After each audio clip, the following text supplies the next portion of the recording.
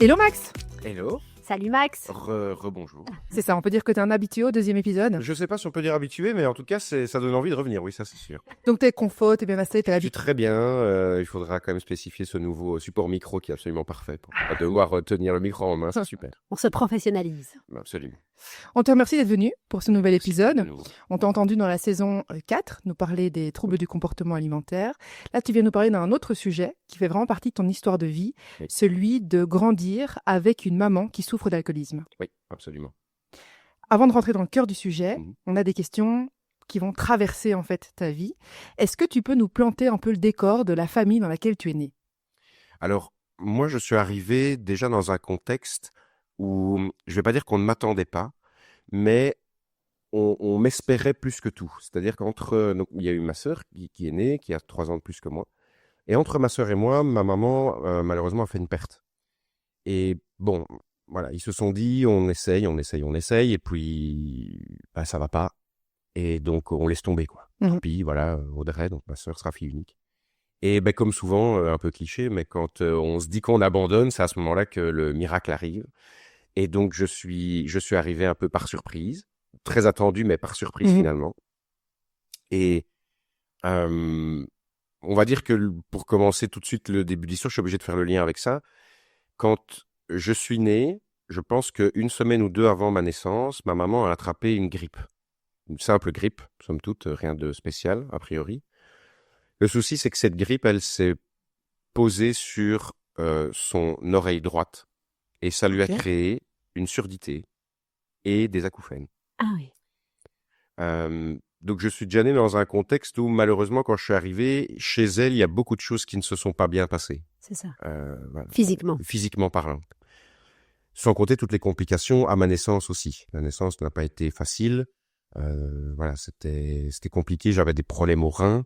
J'avais ce qu'on appelle un syndrome de jonction. Donc, bon, sans rentrer dans les détails, mais voilà, c'était assez important, en tout cas pour un nouveau-né.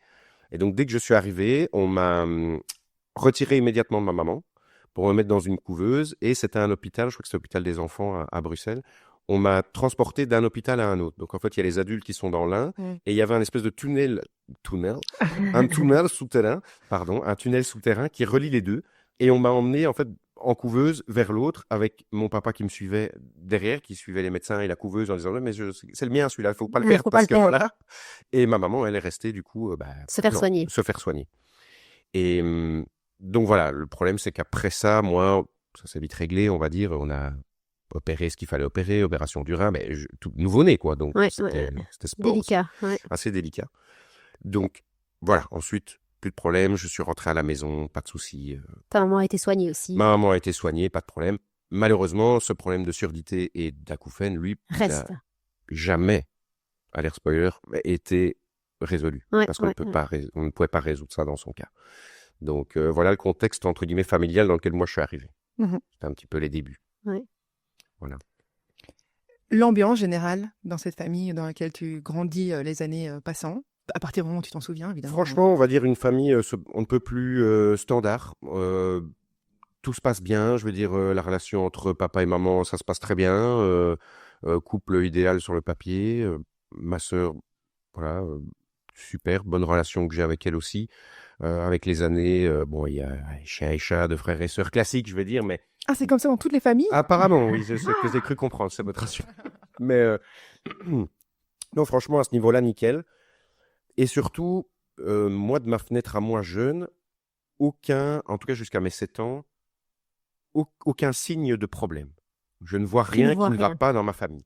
Tout se passe bien. Pendant 7 ans, Pendant 7 toi, tu as une famille tout à fait équilibrée. Voilà, mais vraiment, j'ai même pas rentré dans les détails, on ne peut plus standard et cliché, quoi. Ouais. Tout se passe bien, voilà, les fêtes de famille, les Noëls, les carnavals, Pâques, tout ça, les chasses aux œufs, enfin, tout est famille idéale. Papa, maman présent. Papa et maman présents, maman un peu plus que papa, parce que papa, lui, est indépendant.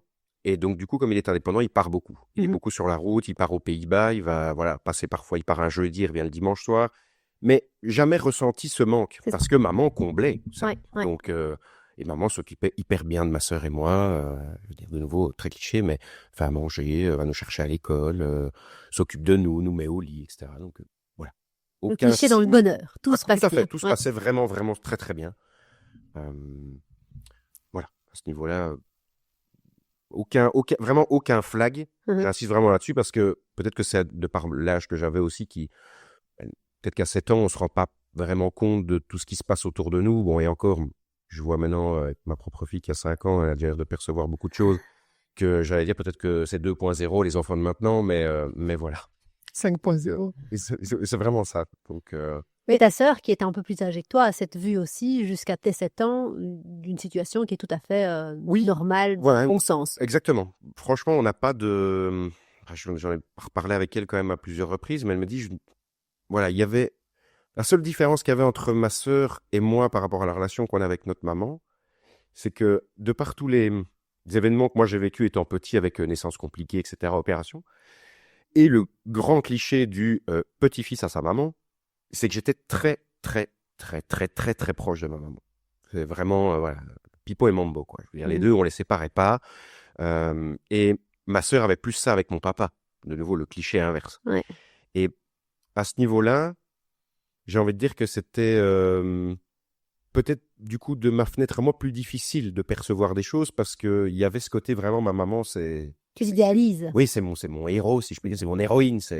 J'aime tout chez ma maman, je ne peux rien faire sans ma maman. Ouais. Au point où j'en parlais encore, je racontais ça, je ne sais plus qui, cette anecdote assez drôle, où j'étais tellement proche d'elle que j'en étais presque dépendant dans tous les aspects de ma vie, c'est-à-dire que même niveau scolaire, j'étais devenu pardon de l'expression, mais un gros couillon. C'est-à-dire que si maman n'était pas là, c'était un problème. Quoi qu'il arrive, il y avait toujours un problème. Et bien sûr, comme dans toutes les écoles, on va à la piscine. Bon, je ne veux pas aller à la piscine. J'aime bien l'eau, la question n'est pas là, mais maman n'est pas là. Et là, on est obligé d'être avec les copains, qu'avec les profs, professeurs de piscine et compagnie, et ça ne me va pas. C'est ça. J'ai négocié avec ma maman pour que, quand on montait tous dans le bus, j'allais dans le fond du bus et je passais tout le trajet à regarder par la fenêtre du bus parce que ma maman me suivait en voiture. Tu faisais le trajet en voiture. Elle faisait le trajet en voiture à chaque fois. Absolument fusionnel, quoi. Fusionnel, absolu. Il fallait qu'en sortant du bus, je vois que sa voiture était garée, qu'elle nous suive. Et à l'instant où nous, on va dans les vestiaires et où elle part dans la cafétéria qui communiquait avec la piscine, déjà là, ça allait déjà plus. Parce que je me disais, est-ce qu'elle va être encore là? Est-ce qu'elle va partir? Est-ce que... Bon. Ouais. Et puis, évidemment, on arrive dans la piscine, on regarde tout de suite. Maman est là? Oui, ça va, maman est là. Maman est là. Sa présence était nécessaire. Sa présence pour que tu était te sentes plus que bien. nécessaire, elle était essentielle. Vraiment. Donc, et il y avait une sorte de... Pas de distinction entre toi et elle, quoi. Cette fusion. Ah oui, non, il y avait une fusion absolue entre les deux. Ok, et ça, c'est vers l'âge de 7 ans ou déjà après, même avant ça. Là. Même avant ça, mais plus, je pense, vers l'âge de 7 ans, on se rend un peu plus compte de ça, puisque là, on pose des choix, je veux dire, des propres choix en tant que petit enfant. Voilà. Et là, vraiment, oui, ça a explosé le côté maman, c'est maman, quoi. Ouais. C'est la maman. Et à partir de quand est-ce que tu te rends compte qu'il y a un problème? Vu que jusque 7 ans, tu expliques que les choses sont tout à fait normales dans le bon sens, mis à part cet élément fusionnel entre toi et elle. Quand est-ce que tu te rends compte dans votre histoire, en regardant votre famille, qu'il y a un souci? En fait, je pense que c'est venu par le décès de mon grand-père paternel, dont j'étais très, très, très, très, très proche aussi. Il faut savoir que notre maison, on était royalement à, je vais pas dire 5 minutes à pied, mais limite, de chez mes grands-parents, je passais beaucoup de temps là-bas. Ma sœur, elle passait beaucoup de temps plus du côté de la famille de ma maman, et moi, j'étais plus du côté de la famille de mon papa, de par la proximité aussi, c'était de façon plus facile. Et donc, ils m'ont beaucoup gardé, ils sont beaucoup occupés de moi, etc. Donc, j'étais très, très proche de mon grand-père paternel, et voilà, il se trouve que donc, vers l'âge de 7 ans, il fait une crise cardiaque, et donc, il décède. Et à ce moment-là, je sais pas, j'ai commencé à voir des comportements chez ma maman qui ont changé, des choses... C'était pas son papa, hein? Non, pas du tout. Le décès du papa de ton père. Oui, c'était son beau-père. Et j'ai commencé juste à voir, comment expliquer ça, des phénomènes liés forcément à son addiction, qu'elle avait déjà à ce moment-là, mais que je ne voyais pas. Mais de par la tristesse, je pense qu'elle a vécu aussi avec la perte de mon beau-papa. Et puis surtout, tout ce qui va avec des crises de tétanie, par exemple, des comportements qui se disent, tiens, mais pourquoi est-ce que maman, elle va pas bien? Pourquoi est-ce que d'un coup, je la vois souffler dans un sac? Pourquoi est-ce qu'on doit lui donner des petites gouttes pour la calmer quand ça va pas? Et voilà, je la surprends parfois aussi à le soir, quand papa, par exemple, n'est pas là, pardon, je la vois rester en bas et voir un verre qui traîne. Alors, je ne prête pas attention, mais je me dis, tiens, elle a l'air d'être plus abattue. Elle a Mm. l'air d'être un peu plus, je vais pas dire, pas souriante. Elle est pas, enfin, des petites choses comme ça qui Mm. me font me dire, tiens, c'est bizarre, c'est pas maman de Habituel. la journée. Ah Ce voilà. que j'appelais Ouais. maman de la journée. Il y avait la maman de la journée et la maman du soir. Et puis, il y a, pardon. Il y a par la force des choses la vie qui fait qu'à un moment, les années passent et je grandis aussi. Et là, de plus en plus, il y a voilà, Signaux. des comportements et des manières de fonctionner où ça devient compliqué. Je vois Mhm. il y a des conflits, notamment avec ma sœur, beaucoup plus. Entre maman et ma sœur, il y a plus de conflits parce qu'elle grandit aussi, elle devient un peu plus ado. Et donc, du coup, ça frictionne un peu plus. Et quand ça frictionne, moi, je me retrouve un peu là, au milieu des deux, en me disant, attendez, on va se calmer, on va maintenir l'église un peu au milieu du village, que j'ai un rôle que j'ai un peu toujours pris dans cette... Le modérateur. Oui, je veux dire, dans globalité, dans cette famille. Parce Ouais. qu'il faut pas, enfin, faut appeler un chat, j'ai beaucoup fait ça. Que ce soit même avec papa, avec ma maman, avec ma sœur, etc. Enfin, voilà. C'est pas du tout pour me jeter des fleurs, mais c'est juste un fait. J'essaie Ouais. de calmer un peu les ardeurs des uns des autres. Et puis parfois, je me souviens aussi de certains soirs où on se retrouvait avec des grosses disputes entre ma sœur, ma maman, moi, et où on se finissait tous dans les bras l'un de l'autre en pleurant parce que, enfin, moi, je comprenais pas trop ce qui se passait. Tout ce que je voyais, c'est qu'il y avait des conflits. Ça pouvait prendre une certaine mesure assez intense et élevée. Et pourtant, Démesuré. on essayait toujours de se dire, allez, on recalme tout et ça va aller. Et le lendemain, ça repartait. Euh, on voyait maman aussi qui, au bout d'un moment, quand on comprenait qu'il y avait ce problème, qu'il y avait vraiment un problème avec l'alcool, un jour on l'a compris, nous, en tant qu'enfants, parfois on se résignait à se dire alors ce soir c'est très compliqué, mais demain Ça peut-être que ira ça ira mieux. mieux. Et en fait, au bout d'un moment, on se dit ça n'ira pas mieux C'est demain. ça. Et en fait, dans ce que tu expliques, ce qui est interpellant, c'est qu'il n'y a pas un moment où quelque chose bascule. En fait, on est vraiment dans un processus où d'une vie tout à fait normale, maîtrisée, où à un moment donné, sans doute, l'alcool prend plus de place. Ça prend de plus en plus de place et c'est du coup de plus en plus visible et de plus en plus problématique Tout à fait. pour les membres de la famille. Mais il n'y a pas un moment de bascule. Non, Euh, c'est vraiment pas comme c'est parfois on peut insidieux. l'entendre en se disant voilà, il y a eu un accident de voiture ou un décès, quelqu'un qui n'avait par exemple jamais touché à de l'alcool bascule là-dedans, Ouais. la drogue ou ce genre de choses. Pas du tout. Je pense que par contre, un élément quand même fortement déclencheur a été indirectement ma naissance, de par le fait qu'il y ait eu ces problèmes d'acouphènes et de surdité qu'elle a eu. Ouais. Ça, c'est indéniable. Ça a Et une changé la donne. souffrance qu'elle a gérée avec l'alcool, entre guillemets. Voilà, Ouais. exactement. Parce que le problème, c'est que suite à ça, avec ce problème de surdité et d'acouphènes, elle exerçait encore un métier, elle était professeure de chimie à ce moment-là. C'est devenu très compliqué. Dans un quotidien, voilà, ça devenait très compliqué. Et ce qui s'est passé, c'est que un jour, on l'a tout simplement et tout bonnement renvoyée. On lui a dit, voilà, vous rentrez plus en gros dans les cases de ce que considère comme étant une bonne professeure. Et en toile de fond, on vous le dit pas, mais on vous le fait passer comme message quand même. On sent bien qu'il y a un petit peu d'alcool là derrière aussi. Et donc, du coup, nous, on tolère pas ça. Ouais. Donc, voilà, école hyper catho.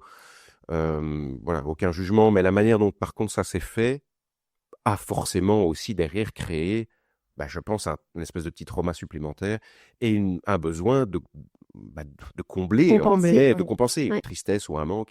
Et l'alcool, du coup, forcément, avec les années, a monté crescendo.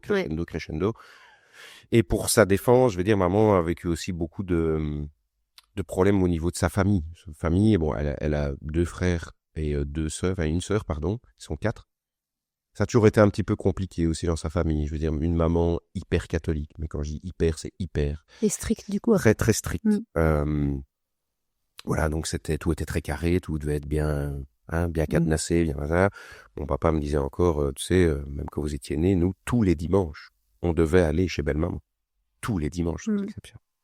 C'était pas négociable, fallait qu'on y aille, et c'était en mode, ok, on arrivait à 10h, on repartait de là-bas, il était 17-18h, quoi. Ouais. Bon, bref, mais c'était comme ça, pas le choix. Et ça a engendré aussi d'autres problèmes, je pense, enfin d'autres problèmes.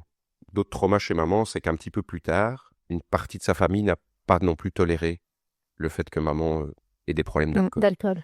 Alors bon, je ne veux pas trop rentrer dans les détails à ce niveau-là parce que ça leur appartient, ça nous appartient, mais de nouveau, ça aussi, la manière dont ça a été fait, pour résumer, Un jour, on l'a en gros convoqué autour de la table et ça a été... La famille, ça. Ouais, Quand tu la parles de famille. convocation, ça fait professionnel, Voilà. mais c'est famille qui C'était convoque. la famille qui un jour l'a appelé en disant, voilà, il faut que tu viennes. On l'a convoquée, elle s'est retrouvée à table et là, ça a été le tribunal. Mhm. Donc, voilà. Attaque par-ci, attaque par-là. Elle est sortie de là-bas plus bactère en se disant, en gros, j'ai plus de famille, quoi. Ouais. On veut plus de moi, etc., etc. Donc, de nouveau, épisode supplémentaire où, en fait, on ne fait que creuser un trou encore un petit peu plus profond. Et elle, forcément... Et en Mais- tant qu'enfant, c'est ce que... Pardon. Je voulais juste... Et ce que tu mets en évidence, c'est que la famille qu'on doit ou qu'on peut considérer comme normalement un élément de ressource, Oui. donc qui t'aide, qui te relève, qui t'accompagne. En tout cas, c'est ce qu'on pourrait espérer. Oui. Dans ce cas-ci, c'est pas ça, Oui. mais ça a même l'effet inverse. Absolument. C'est vraiment juste, on enfonce encore un petit peu plus la tête dans l'eau et quand potentiellement on essaye de la relever, il se passe à un moment de toute façon quelque chose qui fait qu'on vous la replonge de nouveau. Alors que c'est déjà difficile. Et c'est déjà difficile à ce moment-là, oui. Ouais, ce que tu mets en évidence, c'est l'enfant qui regarde l'histoire. Hein, et donc, l'enfant qui regarde l'histoire voit les ressources de sa maman partir. D'abord, elle a ses problèmes de santé, puis le travail qui aussi est une ressource.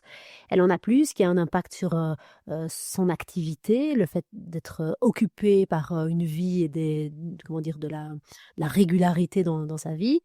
Puis le fait d'avoir des problématiques de famille où elle se fait encore exclure à ce niveau-là, en fait, on se rend compte que l'alcool qui est au départ, dans ce que tu dis, un moyen de faire face à les difficultés, devient lui-même le problème qui cause de nouvelles difficultés. Exactement. Et Exactement. qui c'est ça. continue de compenser le problème. Donc c'est vraiment le cercle vicieux C'est le qui cercle. s'installe. Ouais. C'est exactement Le ça. cercle vicieux d'addiction est bien mis en évidence. Oui, là, par contre, à ce moment-là, il est bien établi et bien installé. Et en tant qu'enfant, comment tu vis ça, toi? Alors, dans ces moments-là, je reprends une tranche où je devais avoir, je sais pas, à mon avis, 12, 13 ans dans ces eaux-là. Là, par contre, je vis dans une réalité où c'est bien entériné. Je sais que maman a un problème avec D'accord. l'alcool, ça c'est vrai. Vous en parlez? Toi et elle? Rien que moi et elle, peut-être un peu plus tard. Je pense vers les 15-16 ans. De nouveau, parfois dans des situations de conflit ou de disputes, etc. J'essaye de lui dire, maman, voilà, il y a quelque chose qui va pas, il y a un problème, mais on est dans un déni absolu. C'est un tabou, en fait. C'est un gros tabou. Ouais. On ne peut pas, et je pense qu'avec le recul, maintenant que je suis parent, je me dis aussi, à quel moment est-ce que je vais parler de ça avec mon enfant de 13, 14, 15, 12, que vous voulez. Je peux pas faire de mon enfant mon confident ou mon psychologue. C'est pas comme ça que ça marche. Donc je pense qu'elle s'est dit, non, il y a un problème, oui, mais je suis une part dans le déni, ça je pense quand même. Et puis d'un autre côté, même si j'en suis quand même consciente, je ne veux pas parler de ça avec mes enfants. C'est ça. Et malheureusement, à un moment, on ne sait pas faire autrement, parce que c'est tellement là que Ça prend trop de place. ça prend trop de place. Donc, je le vis. Ce que je ne vis pas bien, c'est pas forcément maman avec l'alcool, c'est plus tout ce qui gravite autour. Donc, c'est-à-dire les disputes à répétition, les tensions, le côté bon bah tiens, parfois on doit intervenir parce que on retrouve maman qui est étalée dans la cuisine, qui est pas bien. Voilà, bon, je me souviens d'épisodes aussi d'hôpitaux, beaucoup, des visites à l'hôpital, où maman est emmenée à l'hôpital parce qu'en fait on l'envoie en cure, Ouais, c'est ni ça. plus ni moins. Je crois que si j'ai pas fait 50 hôpitaux en Belgique, j'en ai pas fait un. Waouh, Ça a de beaucoup cure. bougé, de cure, hôpitaux et puis quelques établissements spécialisés, mais malheureusement, déjà à l'époque, il n'y en avait pas beaucoup. Et s'il y en avait, comme maintenant, les places sont chères. Mhm. Donc, voilà, c'était compliqué d'arriver dans un établissement qui allait peut-être vraiment pouvoir l'aider et surtout au-delà de tout le corps médical, il y avait une non-volonté de la part de ma maman de s'en sortir. Je pense que dans les débuts, elle voulait.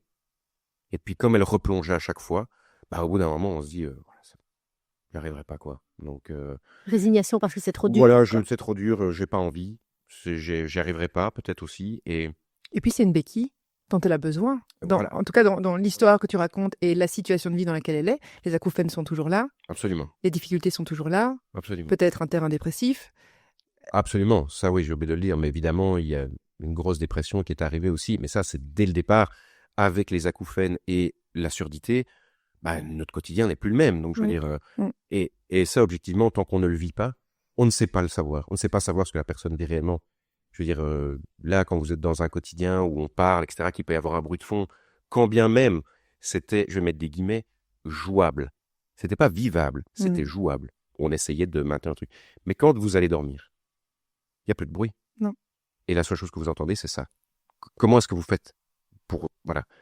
Et on en reparlait ici il n'y a pas très longtemps. Bon, en fait, ici au mois de mars, donc ça va faire 1 an, ma maman est décédée. Et mon papa m'expliquait quelque chose que je ne savais pas du tout. Et il me dit, tu sais, j'ai un jour emmené ta maman dans un centre spécialisé pour justement ce problème de surdité et d'acouphènes. Et on lui a analysé ces acouphènes pour mettre un palier, de voir quelle était l'intensité de ces acouphènes. Et quand l'examen était terminé, ma maman se rhabillait et le médecin était avec mon papa. Et il lui a dit, écoutez, il faut bien la surveiller. Faites très attention. Pourquoi ? Parce que le degré d'acouphène qu'elle a, d'expérience, on sait qu'il y a un énorme taux de suicide. C'est insupportable. C'est insupportable, ni plus ni moins. Ça n'est pas vivable, en fait, tout simplement. Et pourtant, elle l'a fait, voilà, pendant 37 ans. 37 ans. Toute sa vie, avec moi, en tout cas depuis que j'étais là, parce que c'est arrivé depuis que je suis né.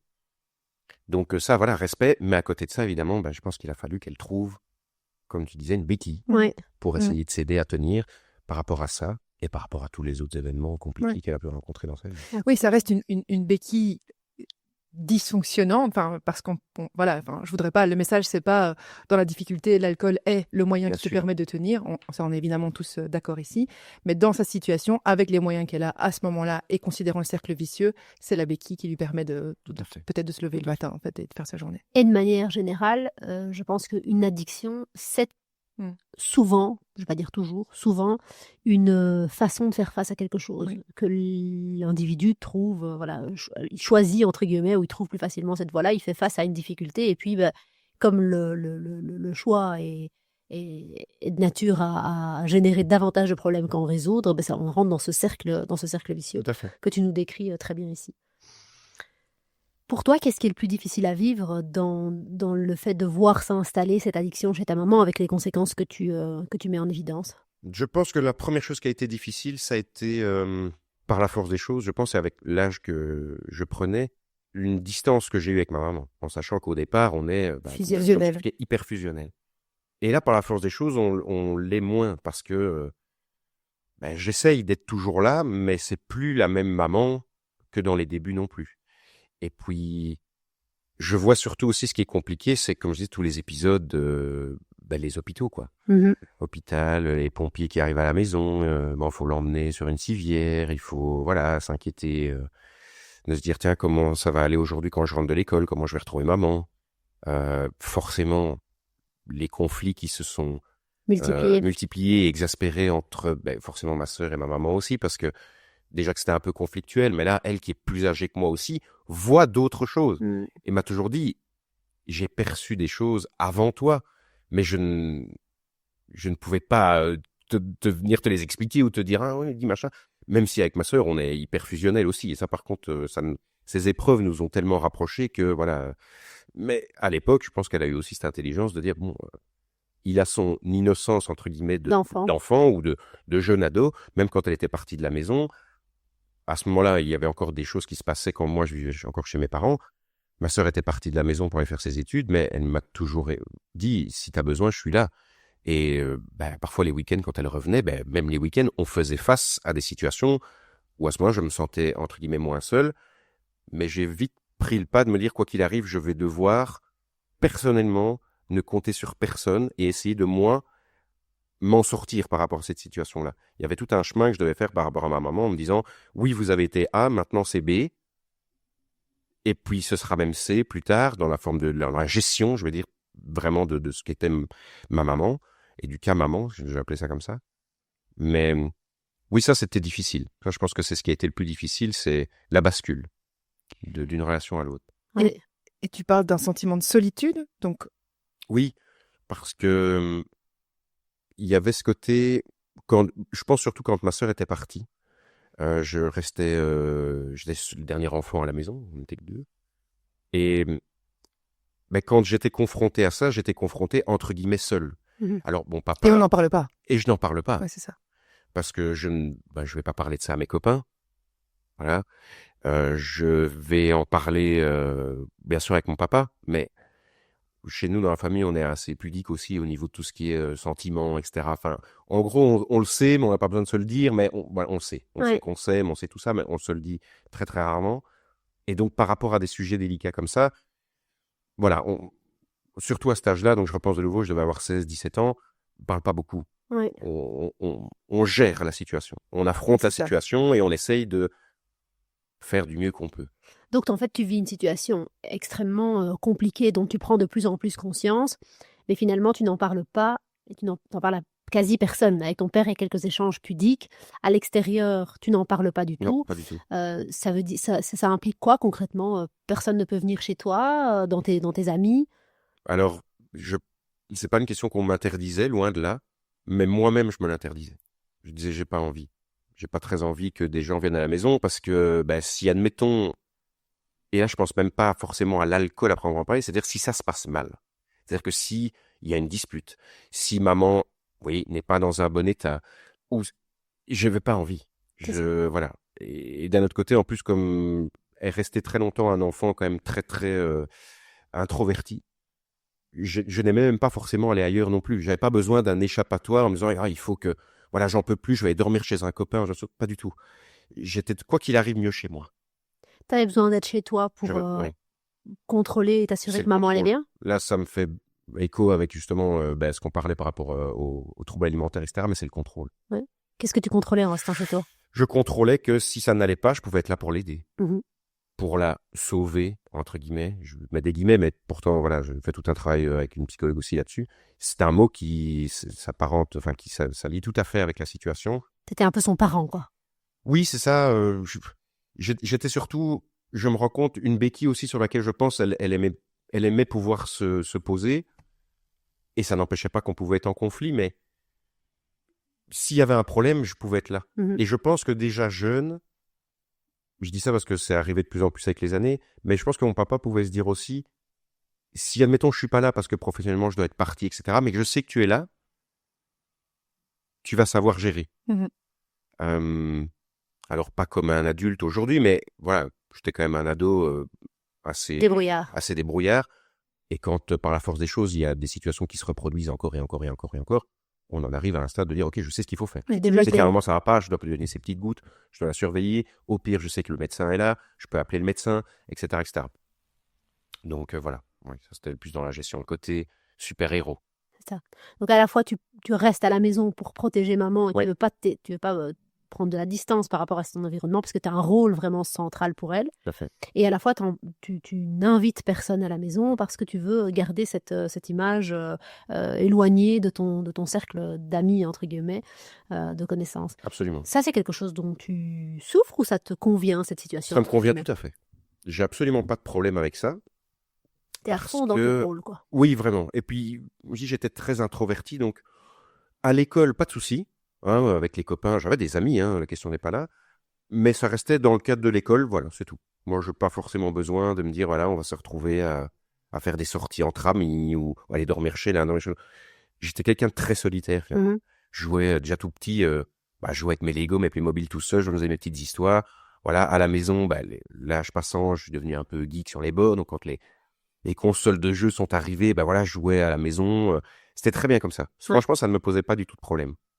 Et puis, il y a eu le moment où, par contre, je suis parti de la maison pour faire mes études. Et là, il y a eu aussi une autre bascule. Parce que je me suis dit, bon, on nous obligeait, entre guillemets, à rentrer le week-end quand même, en disant, bon voilà, quand je suis parti faire mes études, j'ai vécu avec ma sœur. On vivait ensemble dans le même appartement. Et déjà, de par toutes les épreuves qu'on avait vécues avec maman, on était déjà très soudés. La preuve en est, c'est quand on n'a pas réfléchi longtemps, on s'est dit, on va vivre ensemble. Il n'y a pas de souci. Je veux dire, on s'entend comme cul et chemise. Ça va se passer nickel. La cohabitation va être super. Et ça a été le cas. C'est vraiment des super belles années. Mais le week-end, on rentrait quand même. Mhm. Pour satisfaire papa et maman en disant, on va venir vous dire bonjour. Et là, par contre, il y avait vraiment une grosse transition, vraiment. Il y avait le face A, face B du CD. Pendant 5 jours semaine, je vais dire entre guillemets, je vivais ma meilleure vie. Oui, c'est ça. D'insouciance, de distance. D'insouciance, je suis libre d'un Mhm. côté. Oui, puis tu vis pour toi. C'est toi qui es au centre Exactement. de tes journées. Et puis là, par contre, du coup, je reviens à la maison et on replonge, en fait, dans le quotidien que lui, mon papa, continuait à vivre, d'une maman qui est alcoolique et dépendante et dépressive. Mhm. Ouais, là, par contre, du coup, il y a eu moins de facilité. Comme on dit souvent, quand on a la tête dans le guidon, c'est plus facile. Parce qu'entre guillemets, je veux dire plus facile, mais on est dedans. Donc, voilà, on a un comportement qui s'adapte avec la situation dans laquelle on est. Mais quand on nous coupe de ça et qu'on nous y replonge d'un Ouais. coup, il n'y a plus la patience, il n'y a plus le recul, il y a plus. Donc là, les conflits se sont amplifiés parce que je me disais, mais en fait, moi, c'est pas ça comme vie que je veux. Ouais. J'ai pas envie de vivre ça tout le temps. Et je le vis déjà plus 5 jours Oui. semaine. Donc, Tu as expérimenté autre j'ai chose expérimenté et une autre forme de vie. de vie. Et donc, quand je voyais ça, je me disais, ah oui, non, là, par contre, ça va être compliqué. Ça va être compliqué. Et petit à petit, en fait, à la fin, on ne rentrait presque même plus les week-ends. C'est ça. On vivait notre vie pleine ensemble, ma sœur et moi, dans l'appartement, quoi. Et donc, jusqu'à ce que tu quittes la maison, ta maman, elle fonctionnait suffisamment. Ta maman, elle fonctionnait suffisamment bien pour que vous alliez à l'école tous les jours, vous ayez à manger tous les jours. Tout ça était maîtrisé. Tout ça a été maîtrisé, c'était géré. Il n'y avait absolument pas de. Je n'ai aucun souvenir d'un moment où je me suis dit, oula, ma vie est difficile à la maison parce qu'il nous manque ça, ou oh, maman n'a pas pensé à ci, ou pas du tout. Ouais. Moi, je suis impressionnée par ça, parce que je me dis que quelque chose qui dysfonctionne à ce point, qui prend autant de place, ben, l'extérieur peut le voir. C'est pas du tout ce que ton histoire montre. Non. Et donc parfois, il peut se passer des choses graves, difficiles, dont les enfants ne parlent pas, parce qu'ils veulent protéger leur cocon. Et donc on se rend pas compte de ce qu'ils peuvent vivre. Et à l'école, tu es un enfant tout à fait normal, intégré. Absolument épanoui. Les enseignants ne voient rien, en fait. Ah non, non, non. Personne n'est au courant de ce qui se passe, en tout cas dans l'école dans laquelle je suis. On n'a jamais établi ça. Est-ce que ça veut dire que déjà là, il y a 2 faces au CD? Oui, oui, oui. Quand vous dites 2 faces au CD, c'est parce que tu as le côté toi à l'intérieur de la maison et le côté à Et l'extérieur, côté l'image sociale que tu tout à montres. fait. C'est ça. À l'école, peut-être plus. Un peu peut-être comme une bulle, une petite bulle de bonheur, quoi, en se disant finalement, voilà, je suis très épanoui, hein, j'ai plein d'amis, Max toujours le clown, donc pas de souci, ça se passe bien. Et puis, ben, la phase B, c'est le moment où on rentre à la maison. Ouais. Où on se dit, ça va être quoi à ce moment-là? Et là, ça va plus être ni clown, ni quoi que ce soit, ça va être, bon, il va falloir gérer quoi peut-être aujourd'hui? Oui, c'est ça. Qu'est-ce qui va se passer? Et comme je dis, de nouveau, j'ai jamais été seul pour le faire vraiment non plus, parce que mon papa a toujours été là, et quand ma sœur était là, elle nous aidait aussi, hein, la question n'est pas là. Mais de par la relation que j'avais avec ma maman, T'avais moi, un j'ai rôle toujours pris le pas de central. vouloir vraiment me dire, il faut qu'elle aille bien, il faut la sauver, faut pas qu'elle soit comme ça. Ouais. Donc, par la porte ou par la fenêtre, si ça va pas, ok, je serai là pour essayer de l'aider. Mais tu as l'air d'être tout à fait à l'aise avec ça, dans le sens de l'avoir vécu comme un rôle qu'il fallait jouer et que tu as joué. Oui. Est-ce qu'il y avait des moments difficiles pour toi, où tu te sentais triste, où tu te sentais perdu Oui, en colère. En fait, moi, quand je t'entends raconter cette histoire, c'est drôle, j'allais dire ce que tu viens de dire, j'allais dire, tu en parles avec une certaine hauteur, du recul. Après, voilà, tu as eu le temps aussi de faire, Bien tu l'as sûr. dit tout à l'heure d'ailleurs, un travail là-dessus. Mais c'est vrai que moi, quand je me projette un peu dans l'histoire que tu racontes, avec cette phase A, cette phase B, donc tu connais cette bulle, puis tu rentres, tu dois gérer, tu régules, tu maîtrises. Est-ce que oui, il n'y a pas aussi un côté oui, en colère de vivre ça, de devoir gérer ça, ou peut-être ça n'arrive pas, ou peut-être ça arrive plus tard. Tu as parlé de pudeur des Mais anciens. je pense que c'est arrivé plus tard, parce que je n'ai pas souvenir dans ces années, en tout cas tant que je suis chez mes parents, j'ai pas de souvenir d'être dans le dur, de me dire où je suis en colère, où je suis fâché. Non, mais Oui, par parce qu'il contre, y a vraiment en fait, dans ce que tu racontes, il y a une dissonance entre ce que tu décris comme fait et le ressenti que oui, tu associes à ces faits, quoi. oui, tout à fait. Et ça, c'est vraiment arrivé plus tard, par contre. Je pense justement quand je me suis un peu plus ouvert, quand j'ai Ouais. parlé de ça, quand j'ai expliqué à d'autres personnes. Et quand le vécu a pu prendre de la place. Ouais. Je sais pas si je m'exprime. Si, je vois ce que tu veux dire. Cette phase A, finalement, Ça, du ouais. CD, de se dire, tiens, en fait, ma vie pourrait être celle-là, donc très agréable, très chouette. Ben, ça met en lumière l'autre côté, en se disant, ah oui, mais en fait, ça, c'est vrai que c'est quand même pas cool. Ouais. C'est pas agréable comme quotidien, c'est pas super. C'est peut-être pas la norme. C'est pas Parce la que norme non plus. ce que tu mets quelque part en évidence, en tout cas moi ce que j'entends, c'est quelque part, c'est tu as grandi comme nous tous en fait, on grandit dans un environnement, Voilà. on n'en connaît pas d'autres, c'est notre norme. Est-ce que c'est bien, pas bien? Bon, on n'est pas très très sûr. On vit avec. T'as reçu beaucoup d'amour et donc ça a certainement, Beaucoup. ça t'a offert un foyer en fait suffisamment sécure que pour pouvoir évoluer, grandir et devenir la personne que tu es aujourd'hui aussi. Mais et du coup j'ai perdu ce que je voulais dire. Ça c'est ma capacité à digresser. suis forte hein, pour faire ça. Alors là, je sais même pas te récupérer parce que je sais pas ce que tu... Attends, je vais y arriver. Tchac, tchac, tchac. Non, je vais pas y arriver. Bien. Mais c'est Mais, pas grave. enfin, Je pourrais le couper au montage. C'est ça l'avantage. mais oui, non, ce côté de vécu, en effet, avec cette norme. Merci, Bah, je t'en prie. merci. Mais donc oui, on ne connaît que ce qu'on connaît en tant qu'enfant, et donc tu as vécu dans une forme de normalité. Ces bulles t'ont peut-être permis de voir d'autres choses, même si, comme tu étais très solitaire, tu n'as pas été dans 20 000 familles pour voir. La ressource famille n'était pas ultra présente. Et donc c'est dans cette ouverture au monde que tu vois la différence, que du coup tu peux peut-être te positionner. Oui. Et moi, quand je parlais de vécu, ce que je voulais plutôt mettre en évidence, c'est que, et dis-moi si tu te retrouves dans ce que je dis ou pas du tout, peut-être qu'il n'y avait pas de place au vécu difficile parce que tu devais gérer, parce que tu dois maîtriser. Est-ce que tu as le temps d'être triste et en colère? En plus, quand tu es enfant et que tu n'as pas tous les... C'est ce que j'allais dire. Je pense que le temps, peut-être, n'y était pas. Ça, c'est probablement un fait. Et je pense que ce qui joue beaucoup, c'est l'âge. Tu ne sais pas, je pense, à un moment, à ces âges-là, te dire, bon, fais une petite introspection sur C'est ça. toi-même. Qu'est-ce qui va, qu'est-ce qui ne va pas? Comment est-ce que tu te sens? Qu'est-ce que tu ressens? À 16 ans, je veux dire, on est... Enfin, pardon, mais on est 16 ans. ado, quoi. 16 ans. Bon, voilà, on se préoccupe de tellement d'autres choses, mais pas de ça.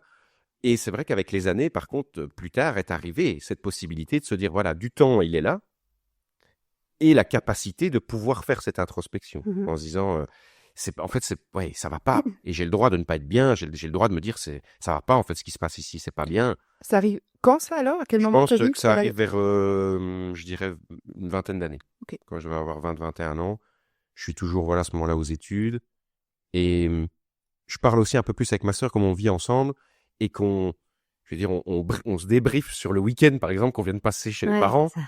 et on se dit, ouais, c'est quand même pas, c'était pas simple, hein, là, c'était pas évident, et puis, etc., etc. Et c'est vrai que parfois, du coup, je prête plus attention aussi de voir à quel point ça impacte ma sœur aussi. Ouais.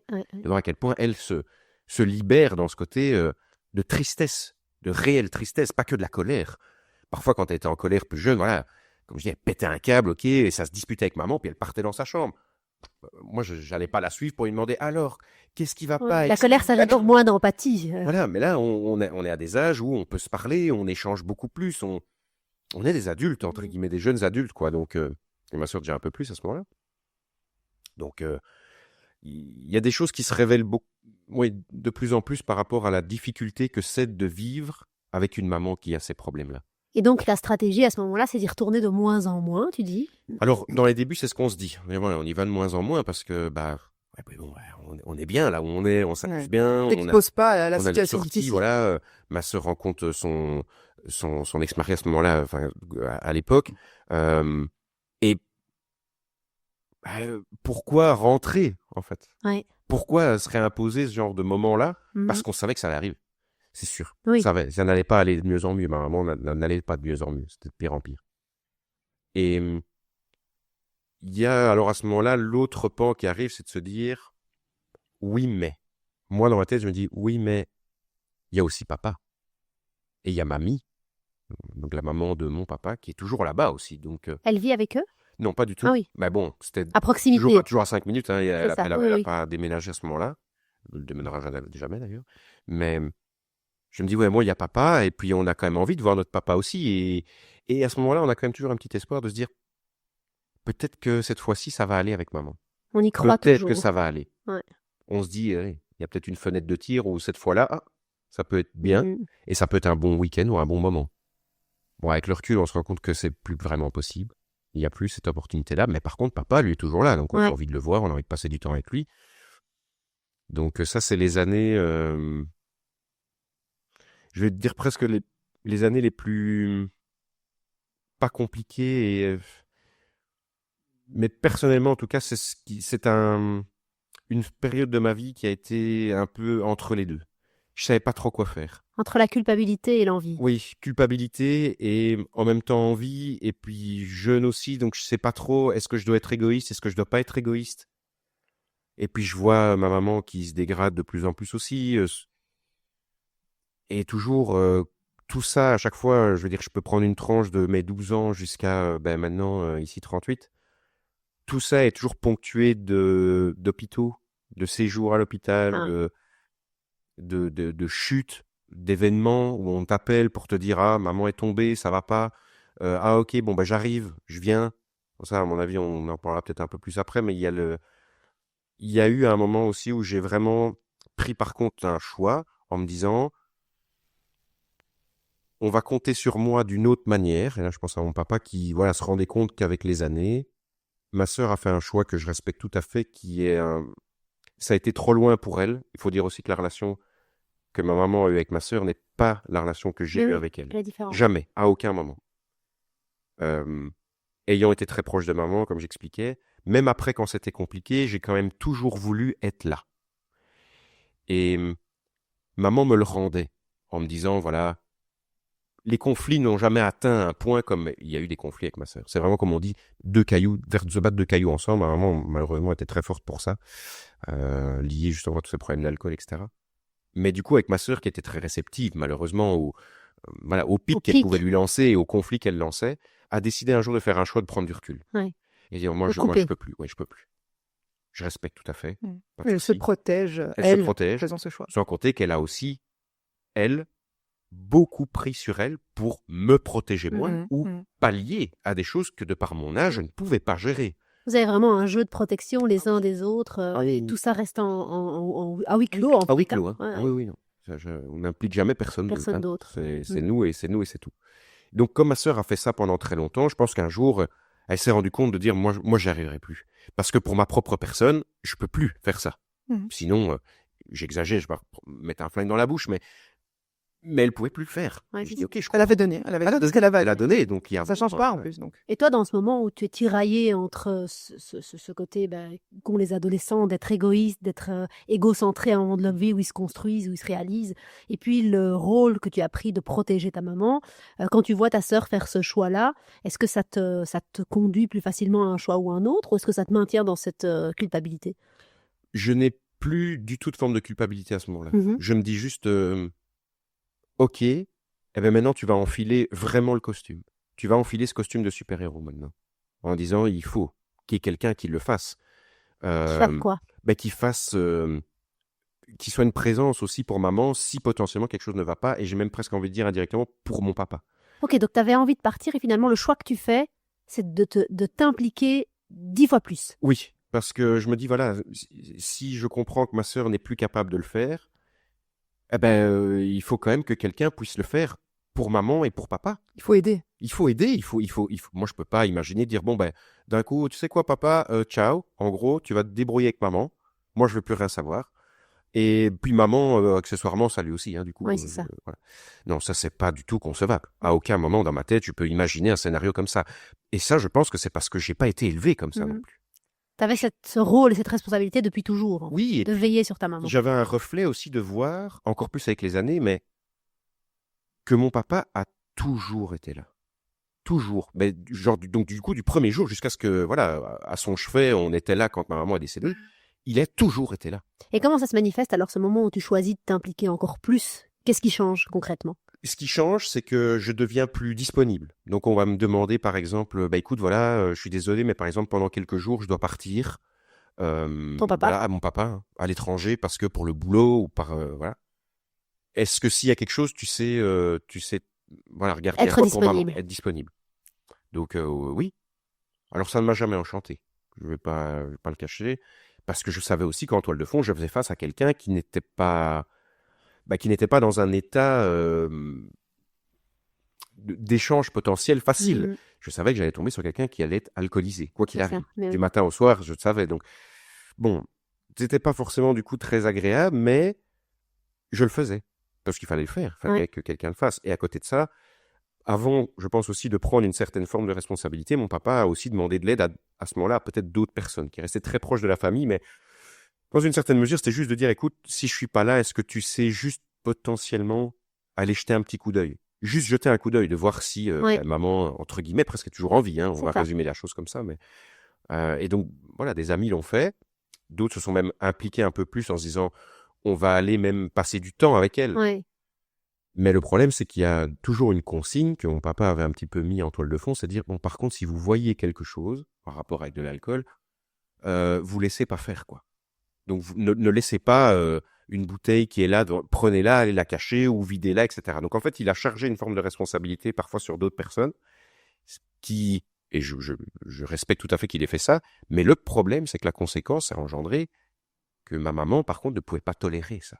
Elle ne pouvait pas tolérer qu'on vienne commencer à mettre son nez dans ses affaires Oui. ou de venir dire, là, tu es en train d'essayer de me gérer par rapport à mon addiction. Personne ne gère mon addiction. Oui.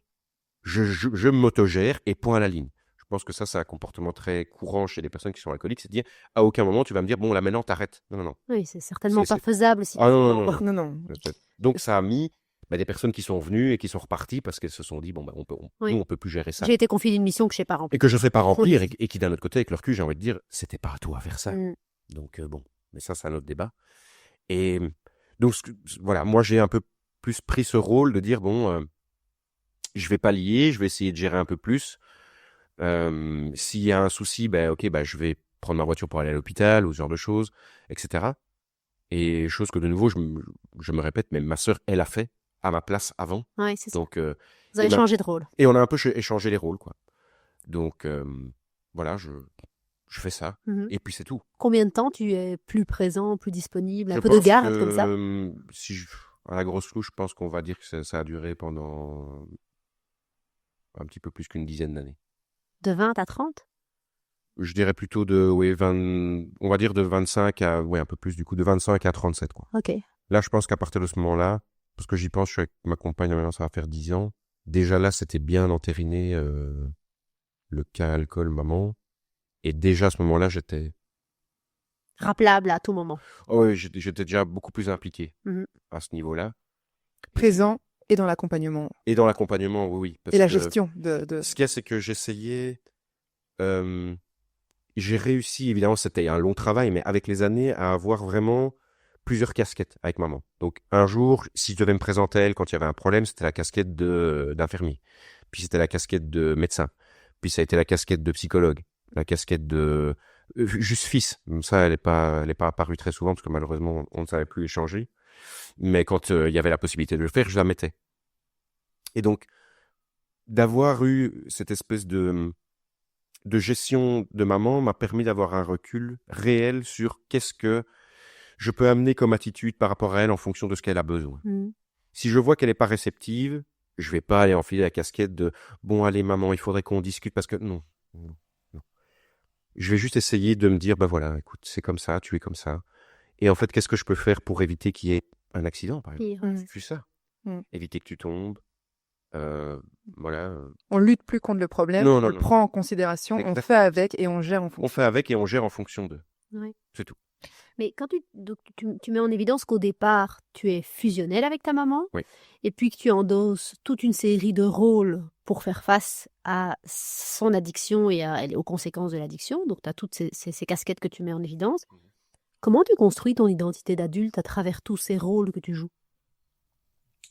Je pense que, justement, au niveau de la manière dont je me suis construit, c'est que dans les débuts, j'ai beaucoup fait ça aussi, dans ma vie. J'ai beaucoup... Dans ta vie d'adulte? Dans ma vie d'adulte, j'ai beaucoup fragmenté. J'ai mis beaucoup de casquettes différentes. Situation A, je suis A. Situation B, je suis B. Je t'ai souvent entendu prendre une image, dis-moi si c'est à ça que tu fais Oui. référence, qui est celle d'un meuble avec beaucoup de tiroirs. C'est un peu comme les meubles pharmacie. C'est exactement ça. Dans chaque tiroir, il y a les dossiers ou les émotions C'est exactement ça. différentes. C'est même... je pense que ça existe de moins en moins maintenant dans les pharmacies, mais moi, j'ai une pharmacie comme ça dans le village familial, où c'était un grand mur où elle appuyait sur des boutons, et alors ça, et un truc qui défilait, qui tournait comme ça tête, des étages qui montaient, qui descendaient. Il y avait plein de paliers comme ça. On savait pas ce qu'il y avait derrière, donc on s'imaginait enfant qui avait, je ne sais pas moi, une machinerie incroyable.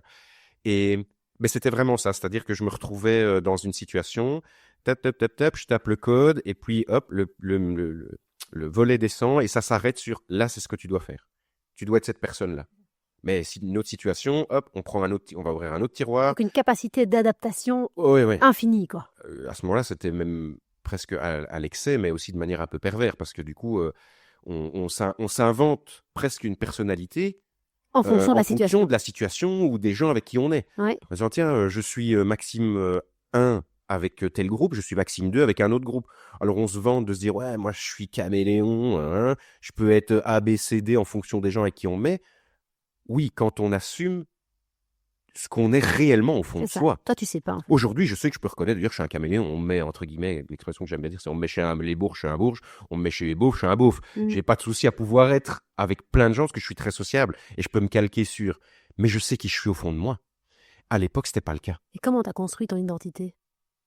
Ben, je sais pas trop. Je l'ai construit. Enfin, je sais pas trop.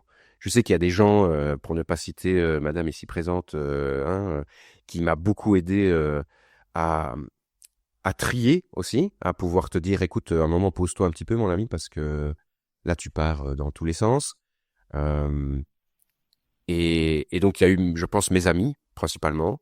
Et comme je dis, je me répète, mais j'en pense à une en particulier. Et puis, un travail chez une psychologue aussi.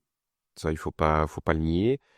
Parce que dans tout le vice d'avoir justement ces multi-casquettes et ces multi-personnalités, si je puis dire, sentimentalement, par contre, c'était très compliqué aussi. Et puis, ben, un jour, quand on se retrouve à se prendre sa première énorme, si je puis dire, claque sentimentale, on n'arrive pas à la gérer parce qu'on n'était pas prêt personnellement de s'auto-gérer soi-même. On ne sait pas se regarder dans la glace et se dire vraiment qui on est, qu'est-ce qu'on assume être. Tout ce qu'on fait, c'est se poser sur ses forces. Mais ses forces, c'est quoi? C'est des choses que les autres nous disent. Oh, t'es quelqu'un de comique, hein, t'es drôle. Ok, donc je suis drôle. D'accord. Ok, je suis quelqu'un de drôle. Qu'est-ce qu'il y a d'autre? Mais je sais pas trop. J'arrive même pas à me dire moi-même c'est quoi mes forces, c'est quoi mes faiblesses. C'est uniquement par rapport à ce que les autres vont me dire. Puisque c'est les retours que j'ai de la case A, Maxime case A, Maxime case B. C'est ça. Bon. Et puis, ben, il y a quand même certaines personnes qui arrivent à te dire, non, regarde, là, il faut 2 secondes analyser un peu la situation, et notamment aussi chez ma psy, en disant, là, écoutez, en fait, je me souviens toujours que je demandais beaucoup de conseils. J'en avais beaucoup à demander. Bon, et vous en pensez quoi? Ouais. Et j'ai eu droit à cette phrase, mais tellement vraie, mais c'est de psychologues qui te disent, oui, mais vous en pensez quoi? Ben, je sais pas, parce que je vous pose la question. Donc, non.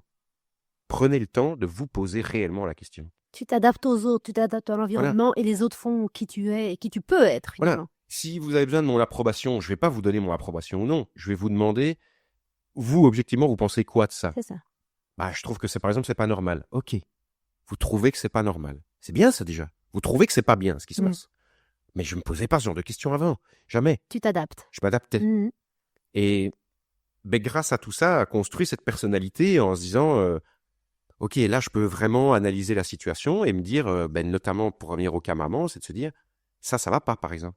Et tu as le droit de dire aussi, ça va pas. Ou j'ai le droit d'assumer, de dire, ouais, je vais gérer. Oui, je vais gérer. Ça me plaît pas, mais je vais le faire. Pour des bonnes raisons. Ou parfois des moins bonnes raisons. En tout cas, des raisons qui t'appartiennent, que tu comprends et que tu assumes. Je sais pourquoi je le fais. Ouais. Et alors, content de le faire, c'est un bien grand mot parce que c'est jamais très agréable de faire ce genre de choses-là.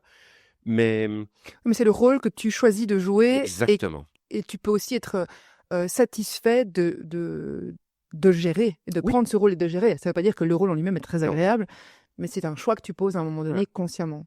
Et j'arrive aussi, ça j'en parle encore avec ma compagne et mon papa et tout, à avoir un recul assez rapide par rapport à, je prends une scène classique, je vais voir maman, je dois m'occuper d'elle, ça ne se passe par exemple pas bien, ok, je franchis la porte, pour moi c'est terminé. Je ne prends pas tout ça avec moi. J'ai vraiment un recul sur tout comme ça. Ok, là maintenant tu vas être dans cette situation-là, de manière très chirurgicale. Je dois être concentré, entre guillemets, à ce moment-là où je dois donner ce que je dois donner à ce moment-là. Précis. C'est fait. Voilà, ma vie continue. Est-ce que c'est un moyen, cette capacité de contrôler, de gérer, de réguler la situation, est-ce que c'est un moyen de pouvoir vivre avec? Absolument.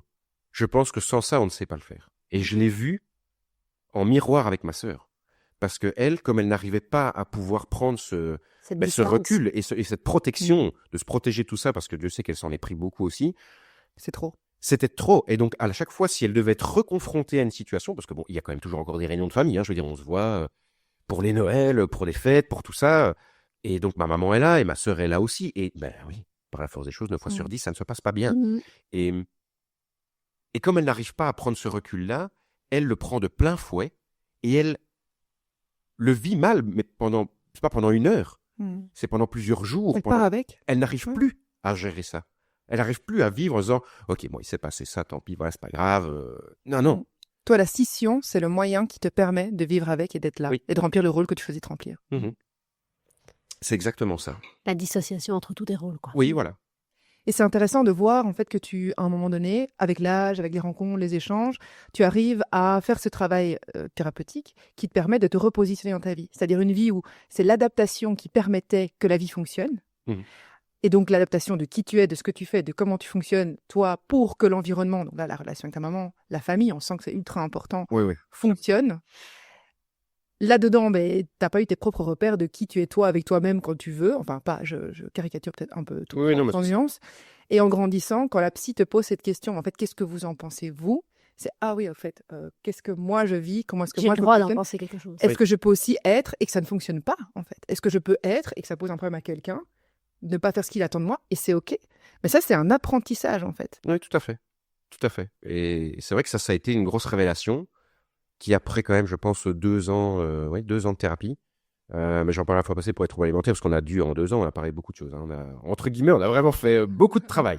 Et on a réglé, si je peux dire, beaucoup de choses, avec aussi certaines dérives. C'est qu'en fait, parfois, quand on arrive à se dire, tiens, j'ai jamais vraiment pensé à moi avant, d'un coup, on te dit, mais t'as le droit de le faire. Mais c'est ça, c'est genre, c'est la fête. Et donc, et J'ai j'ai droit. trop. Mais j'ai droit, mais là, C'est c'est presque. trop, parce que là, c'est genre, voilà, je dis, c'est moi, en fait. C'est moi et que moi, et tant pis les autres. Et même parfois au détriment de personnes qui ont été là pour m'aider. Ouais. Je dis, non, pas envie, non. En fait, t'expérimente un petit peu les Oui. différents Ouais, niveaux il faut passer par là, parce que le d'autonomie. curseur a Ah été ouais. très haut, puis il a été très bas, et puis c'est de se dire, bon, ben maintenant, en fait, on va juste le mettre comme il faut. Et bien sûr. Au niveau. Tu explores en fait Ouais. le monde pour pouvoir te positionner toi nécessaire. Je trouve que c'est quelque chose qu'on voit beaucoup dans les changements comme ça chez les personnes qui travaillent sur elles-mêmes, c'est de basculer un peu d'une manière d'être extrême. à un extrême opposé, Ouais. ce qui peut être un peu flippant de l'extérieur et même de l'intérieur quand Ah ouais. on le vit, et qui en fait est le reflet de Je le prends le cherche. scope quoi, et après je vais pouvoir choisir où je choisis moi de mettre mon curseur parce que je connais un peu la ligne où il est positionné quoi, Oui, tout à fait. et les effets que ça a. Et je pense que l'entourage aussi aide aussi de temps en temps à te dire, écoute, là, il faut. Quand on a vraiment des amis très proches, je pense qu'on peut se dire les choses et se dire, là, pardon l'expression, mais là, t'es en train de partir en sucette. Là, t'es Reviens. pas dire l'autre mot, mais t'es vraiment en train de partir. Ça ne va pas. Donc, je comprends, c'est très bien. Hein, t'as l'air super épanoui par contre dans ta vie, mais fais attention parce qu'il y a un vide aussi qui peut se créer autour de toi. Ouais. Et puis à ce moment-là, on se dit ok, j'ai eu entre guillemets cette chance d'être bien entouré et d'avoir à ce moment-là peut-être l'intelligence de me dire attention quand même, on va remettre les choses en l'état. Et ce qui est fou, c'est que pour moi le meilleur exemple, c'est que je vais pas dire que j'ai toujours galéré dans les histoires d'amour, mais étant quelqu'un d'assez introverti, pas confiant, enfin introverti c'est un grand mot parce que je suis pas introverti, mais je n'ai pas confiance en moi. J'ai jamais eu vraiment confiance en moi, donc forcément aller vers les filles, ce genre de choses, c'était plus compliqué. Et quand il y a eu cette phase de curseur curseur bas, et que je me suis trouvé mon équilibre, j'ai plus pensé à des choses qui m'embêtaient. Donc le fait de me dire je suis seul depuis tellement longtemps et j'arrive pas. Écoute, tu sais quoi? Essaye d'abord de te concentrer sur toi-même. Et quand j'ai appris à me concentrer sur moi, c'est là que j'ai rencontré la femme que je vais épouser dans quelques mois. L'amour Et- de ta vie. Oui. Et je me suis dit, et vraiment, au fond de moi, j'ai réalisé ça en me disant, tu vois, t'as pas cherché à, finalement, comme je disais au début, on a abandonné, entre guillemets, le côté on veut faire un deuxième enfant. Ouais. Bon, tant pis. Et à ce moment-là, ça arrive. Là, c'était pareil. Je me suis dit, arrête de te prendre la tête. Sois cool avec toi-même. Sois clean avec toi. Et quand t'es bien, et que ton entourage, tu te sens bien aussi, tu ne peux qu'à ce moment-là pouvoir provoquer des bonnes choses aussi Mhm. qui vont t'arriver. Pour Et toi. si tu t'assumes toi-même, tu vas peut-être aussi montrer une image de toi qui va ouvrir des portes. Ouais. Que je pense qu'à l'époque, j'aurais jamais réussi à faire ça.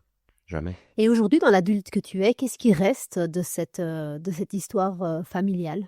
Je pense que ce qui reste, c'est ça a forgé un caractère, ça m'a donné des capacités de gestion, littéralement de gestion, de pouvoir faire vraiment ce côté, voilà. De gestion de crise, comme ça. Ouais, gestion de crise, de pouvoir fragmenter des choses, de pouvoir aussi prendre rapidement du recul.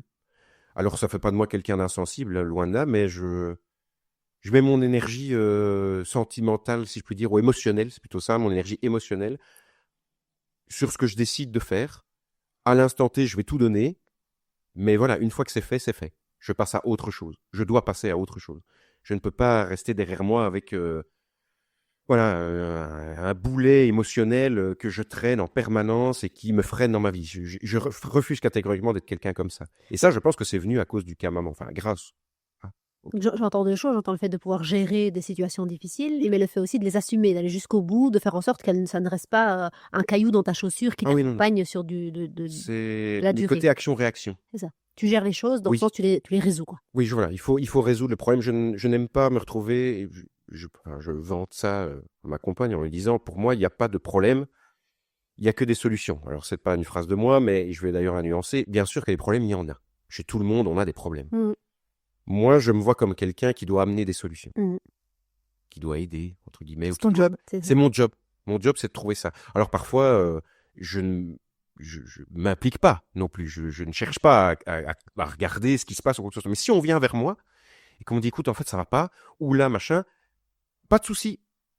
Je vais gérer ça. J'ai pris la mesure du problème. Je vais t'aider, quoi qu'il arrive, par la porte ou par la fenêtre, à essayer de trouver une solution. À partir du moment où on te donne ce mandat, tu le prends. Ah oui, ça c'est sûr. Et dans ma vie personnelle, si voilà, je vois qu'il y a un problème, je ne peux pas rester avec un problème. C'est pas possible.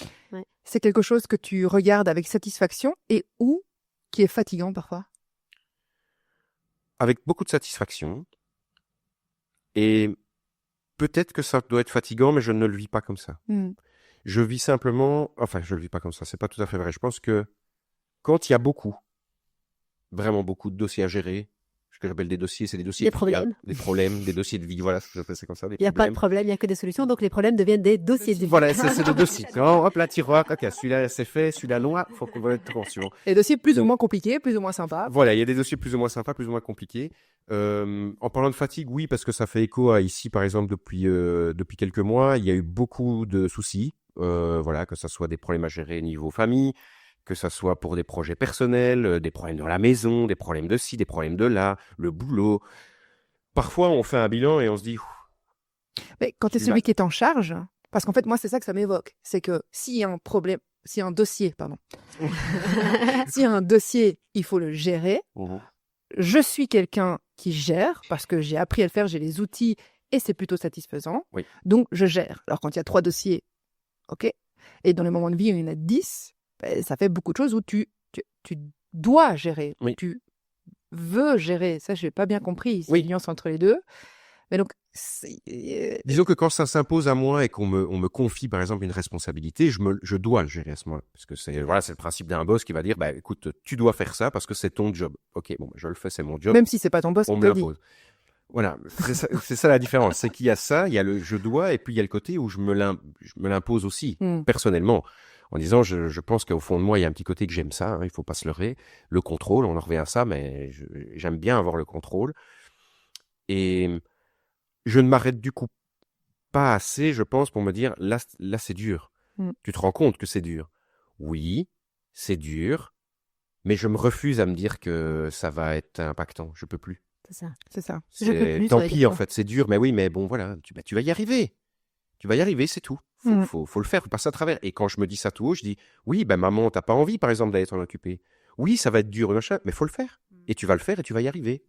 Et c'est tout. C'est pas enjaillant, mais il faut bien que quelqu'un le fasse. Donc, et puis après, objectivement parlant aussi, on en retire une satisfaction personnelle. Surtout pour quelqu'un qui n'a pas forcément confiance en soi, c'est agréable d'avoir des objectifs, qu'on se les impose à soi-même ou qu'on nous les impose, et d'y arriver. Ouais. Et dire, regarde, t'as réussi quand même. C'est bien ça. Donc cette histoire fait de toi, dans ce que j'entends, un adulte fiable et responsable. Oui, je pense, oui. Elle te laisse des traces moins faciles, moins glorieuses, ou pas? Moins glorieuses, non, c'est plus plutôt des moments difficiles de vie à se remémorer, quoi. Des souvenirs. Des souvenirs. Plus des souvenirs où c'est vrai qu'après, qu'avec le recul, on se dit, tiens, à certains âges, on n'est pas supposé être confronté à ça, je pense. Parce que tu as aidé ta maman jusqu'à son décès. Jusqu'au bout, oui. Et de nouveau, je ne le regrette absolument pas. Et il y a une part de moi où je suis assez fier de l'avoir fait aussi. Mais non, enfin, je veux dire de nouveau, c'est un peu cliché, mais j'essaye toujours de retirer du positif de moments qui ne vont pas. Oui. Donc ça a été compliqué, mais je vais pas m'arrêter à penser à les choses qui ne sont pas bien passées.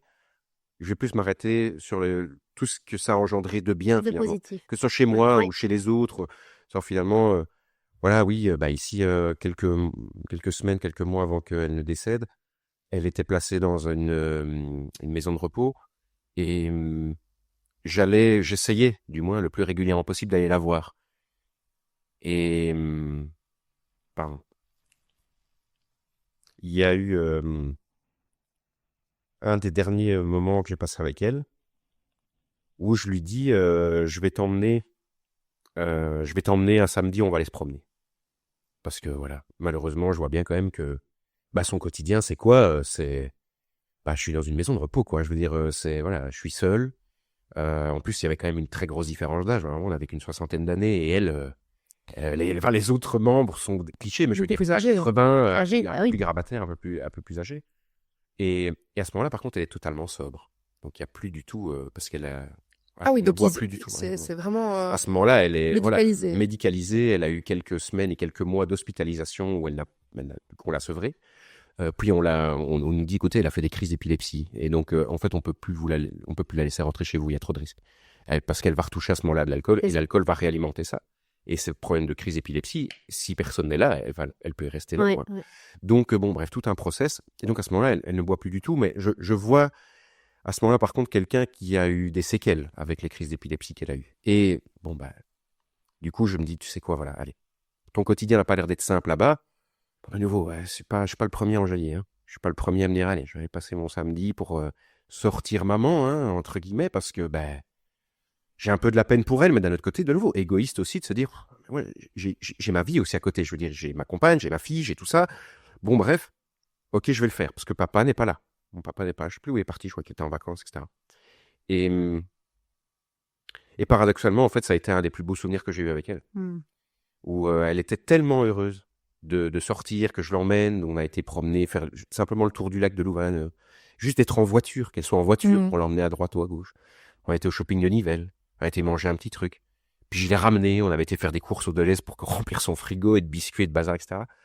Et d'ailleurs, la dernière photo qu'on a prise d'elle, c'est cette photo que j'ai faite où elle m'a dit « Est-ce que tu veux bien me prendre en photo avec le lac, etc. » Elle était en chaise roulante en plus à ce moment-là et tout, mais je lui ai fait la photo. Et ça reste parce que du coup, c'était de nouveau une situation qui n'était pas simple, où on l'a transformé en un bon moment. Et aujourd'hui, la seule chose que je veux garder, c'est ce bon moment-là. Bon moment. C'est ce souvenir-là. C'est ce souvenir positif. Ouais. C'est tout. Mais oui, donc voilà. Ouais. Est-ce que, puisqu'on parlait un peu de ce que tu gardes avec toi aujourd'hui, est-ce que je peux te demander quel est ton rapport à l'alcool, du coup, quand ça a été comme ça un sujet de vie? C'est vrai que c'est très important ça, parce que j'en parle pas plus tard que, voilà, hier, j'en parlais avec un de mes médecins, et qui me disait, oui, je sais que de toute façon, vous, l'alcool, c'est pas trop votre truc. Alors je dis, attention, je ne suis pas du tout quelqu'un qui est anti-alcool. Je veux dire, je peux, de manière récréative, boire un verre. J'ai aucun problème avec ça. Mais pour moi, c'est dans des occasions. C'est vraiment uniquement ça. C'est-à-dire, ok, on va faire la fête, pas de souci, je peux boire de l'alcool. Je vais boire un verre avec des amis, j'ai envie de prendre un verre, je bois un verre, pas de souci.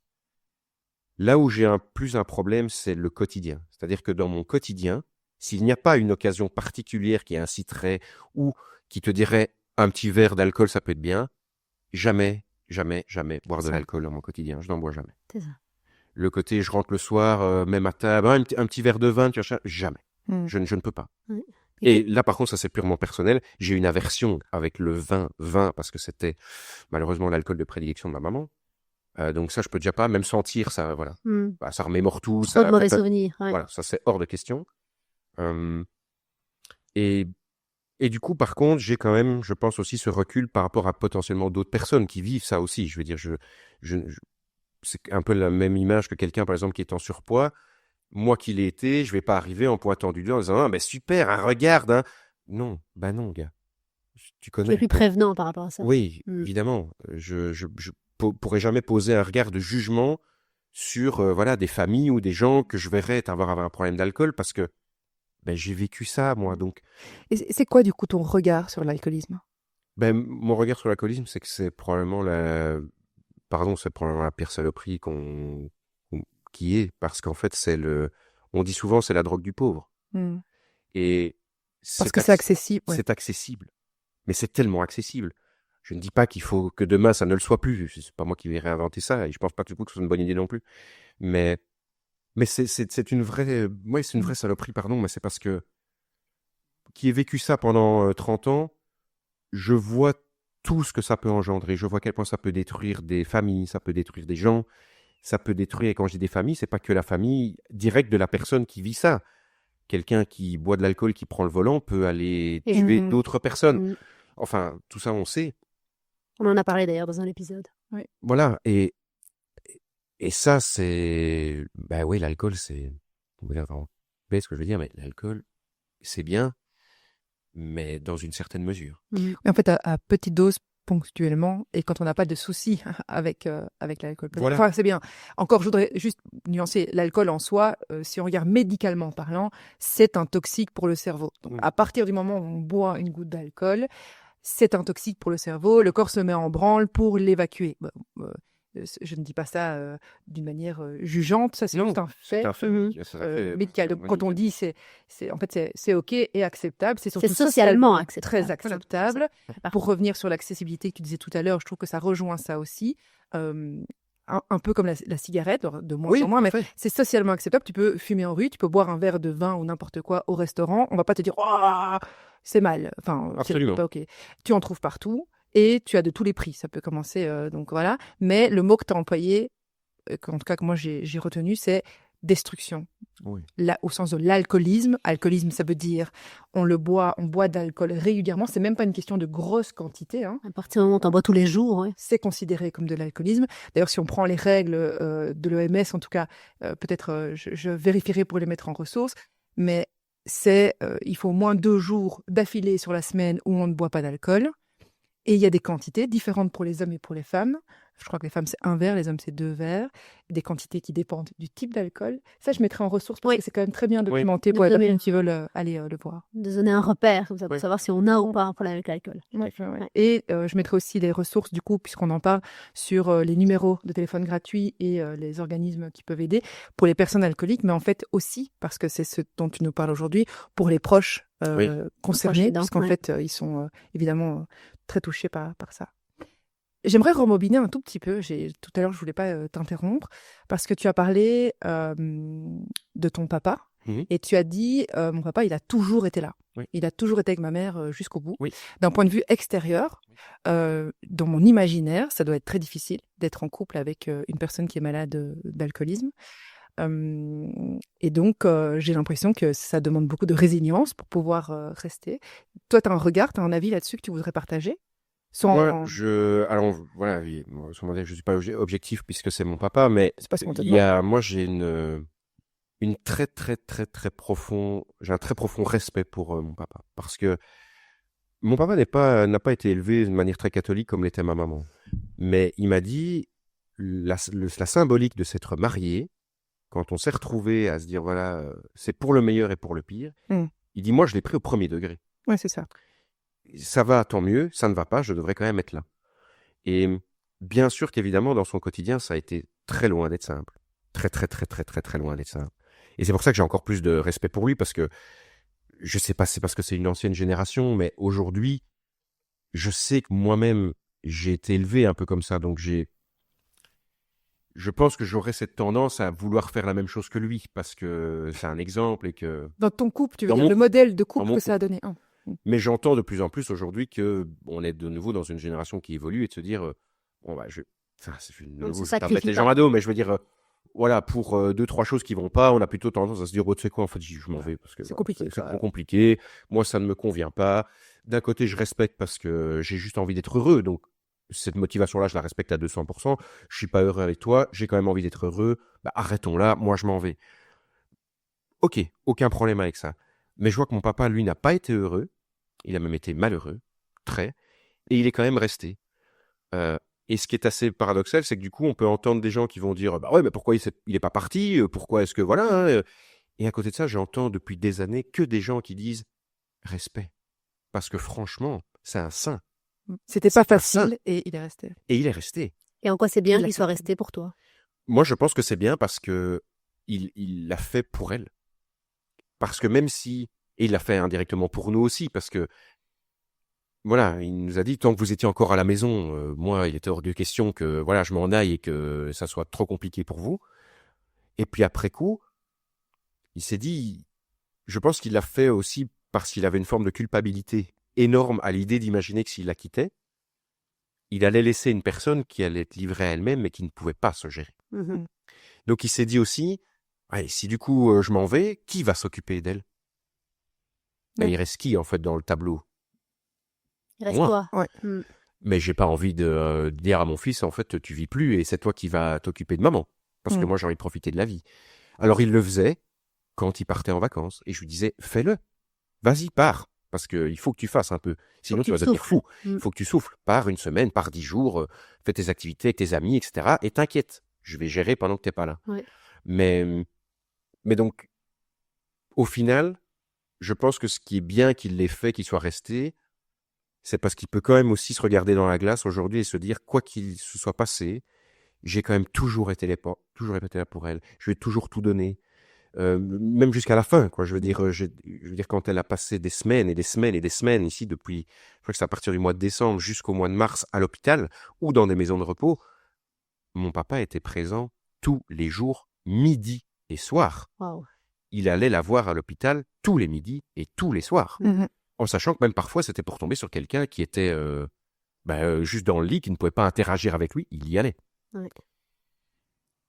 Alors je sais pas, ça c'est plus lui qui devrait dire exactement ce qu'il en retire aujourd'hui, mais moi je sais que rien que pour ça, Il a ton respect. je suis en respect absolu, parce que, je dis de nouveau, je vois la difficulté que c'est de le faire, et pour moi c'est juste un reflet de finalement, malgré toutes les difficultés, tout l'amour qu'il avait vraiment profondément pour elle. Pour elle.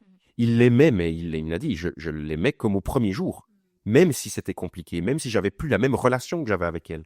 Mais l'amour que j'ai pour elle, je n'ai jamais su l'effacer, malgré toutes les difficultés, parce que peut-être qu'il vivait, peut-être dans des souvenirs du passé. Ouais. Mais dis, tu n'as pas idée à quel point, enfin, mon papa, c'est son vrai premier grand amour aussi. Donc, Ouais. voilà, je me dis, je peux projeter ce genre de choses-là aussi me concernant. Donc. C'est un deuil qu'il a dû faire au quotidien et quand même de tenir ce rôle et cette responsabilité qu'il avait par rapport à elle. Tout à fait. Et je me suis posé la question de ta fille dans tout ça. Qu'est-ce qu'elle sait de ton histoire et comment est-ce que tu abordes les choses ou pas avec elle? Alors, avec Elena, donc maintenant qui a 5 ans et demi, évidemment, depuis qu'elle est venue au monde, maman, ça n'allait déjà pas. Hein. Donc, bon. Maintenant, on s'entend quand un bébé, il ne perçoit pas ce genre de problème-là, et tant mieux. Donc, ce qui s'est juste passé, c'est qu'évidemment, Elena grandissant, au bout d'un certain moment, elle voit aussi, quand on est en réunion de famille, genre de choses, que parfois il y a des petites tensions.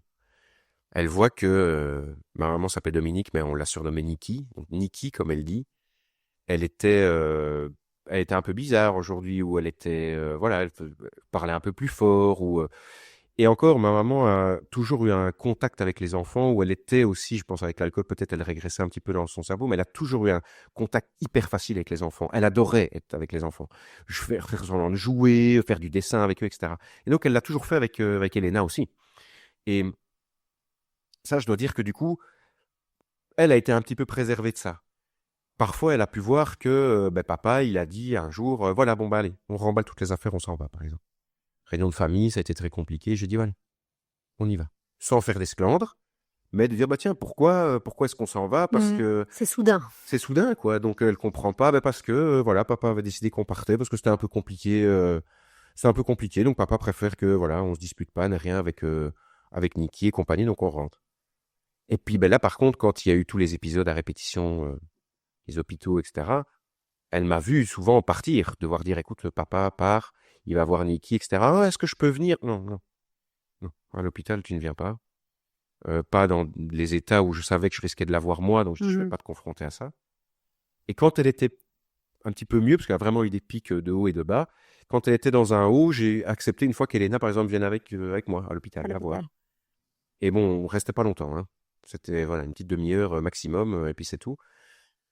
Mais donc elle a perçu que Niki, elle avait ce qu'on appelait un petit problème.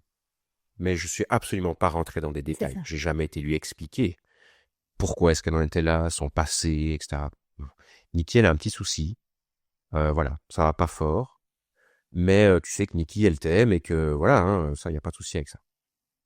Et puis le jour où voilà, Niki est partie, il a bien fallu expliquer à Elena que donc du coup sa grand-mère n'était plus là du tout et elle n'avait encore pas été fort confrontée à la mort. Elle avait perdu malheureusement une de ses gardiennes à l'école.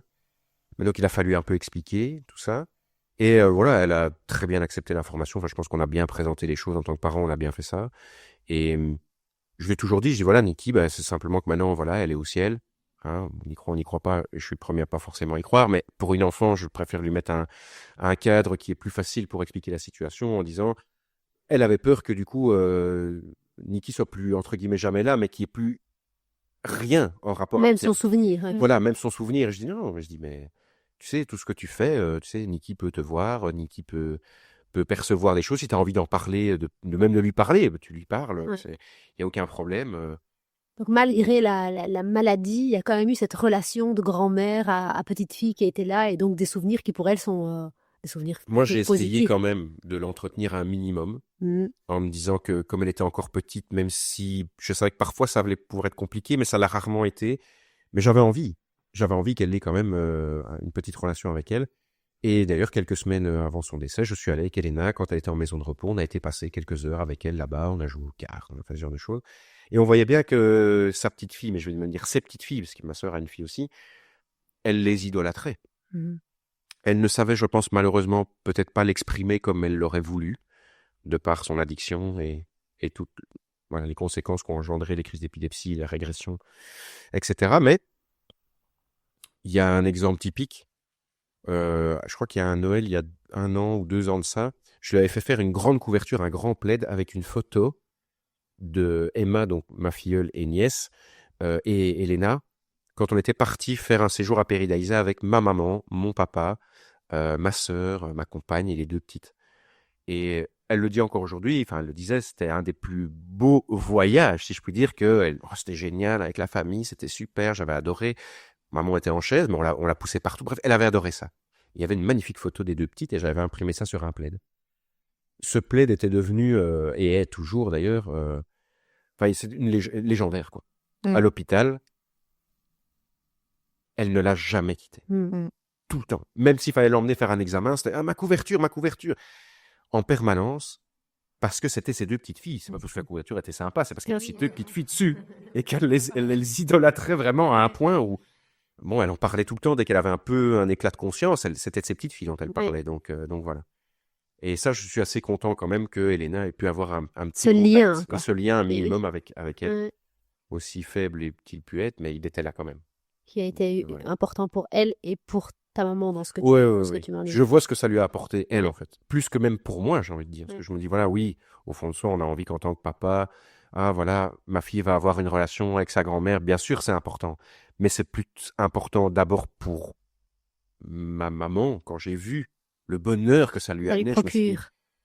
si je peux lui donner ça indirectement, c'est plutôt Elena qui va lui donner. Mais bon, Elena est une enfant en plus très, très solaire.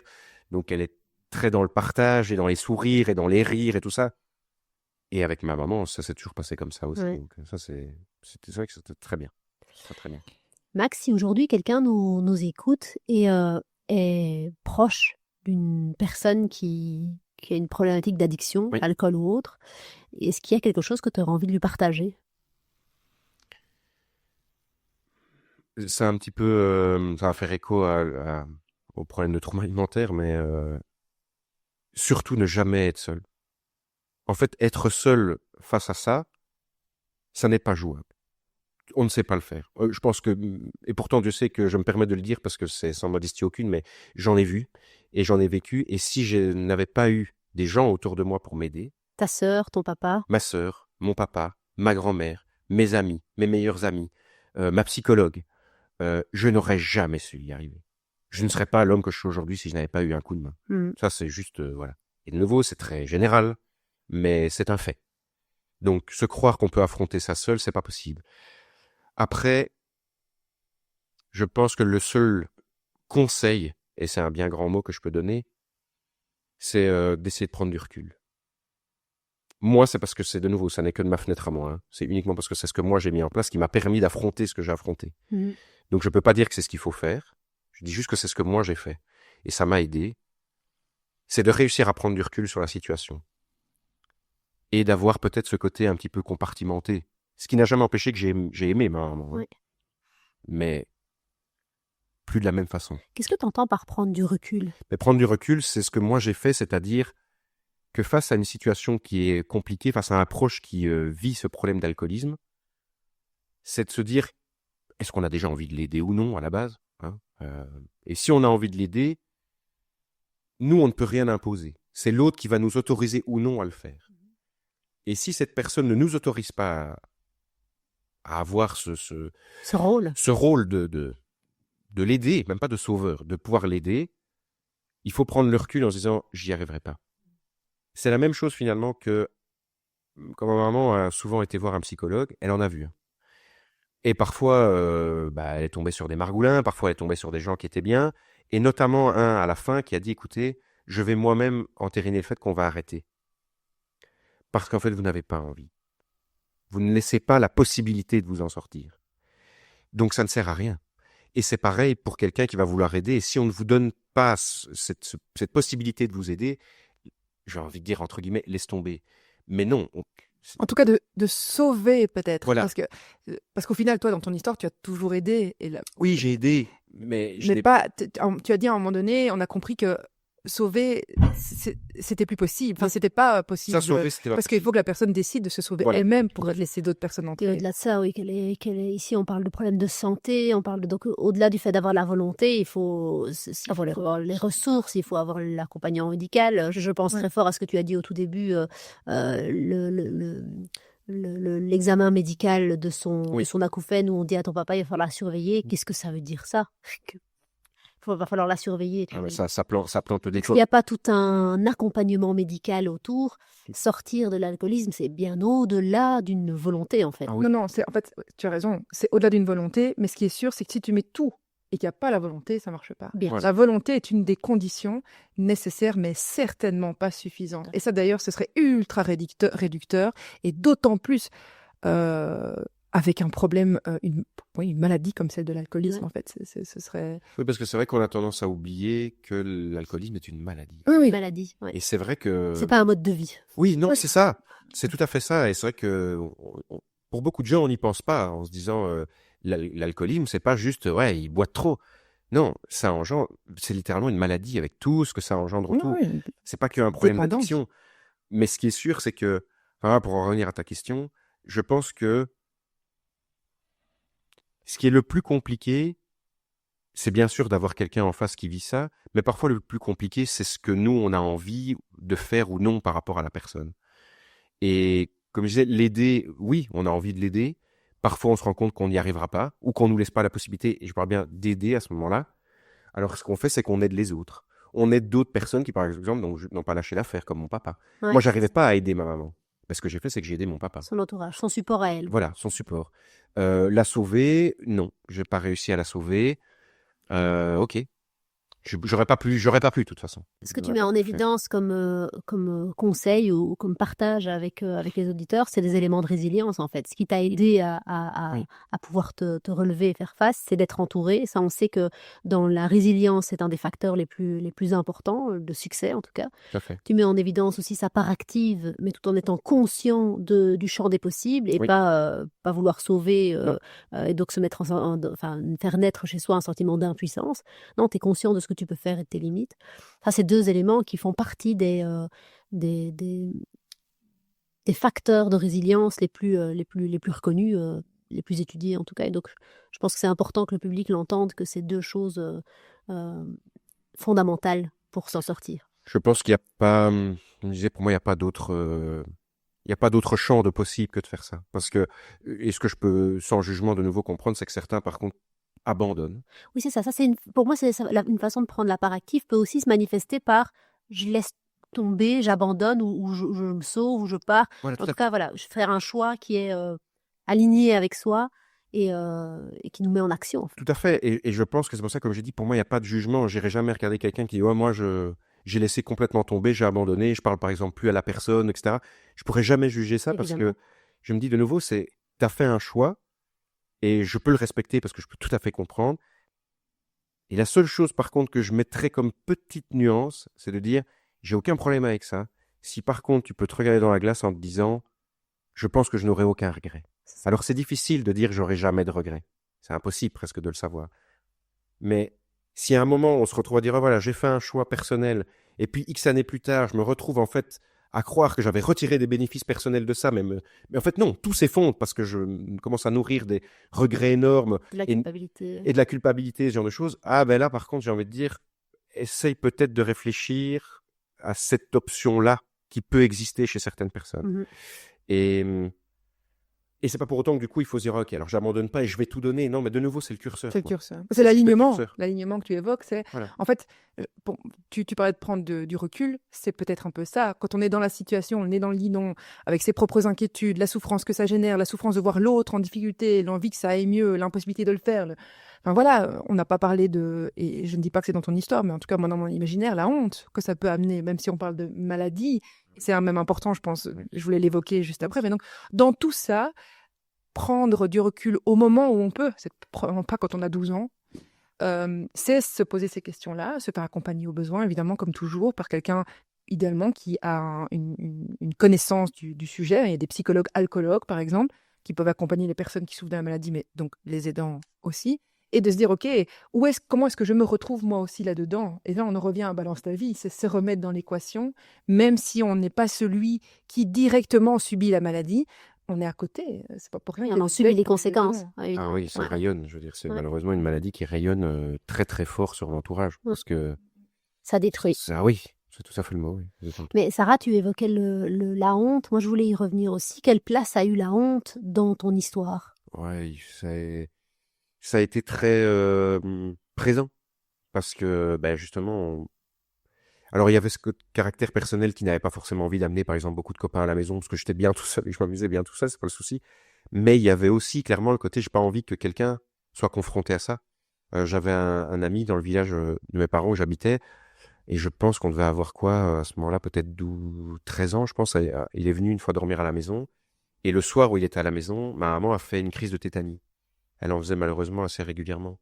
Une crise de tétanie, pour ceux qui savent pas, et sans rentrer dans le Alors, détail, mais alors une crise de tétanie, en gros, c'est que tout ton corps se met à se figer.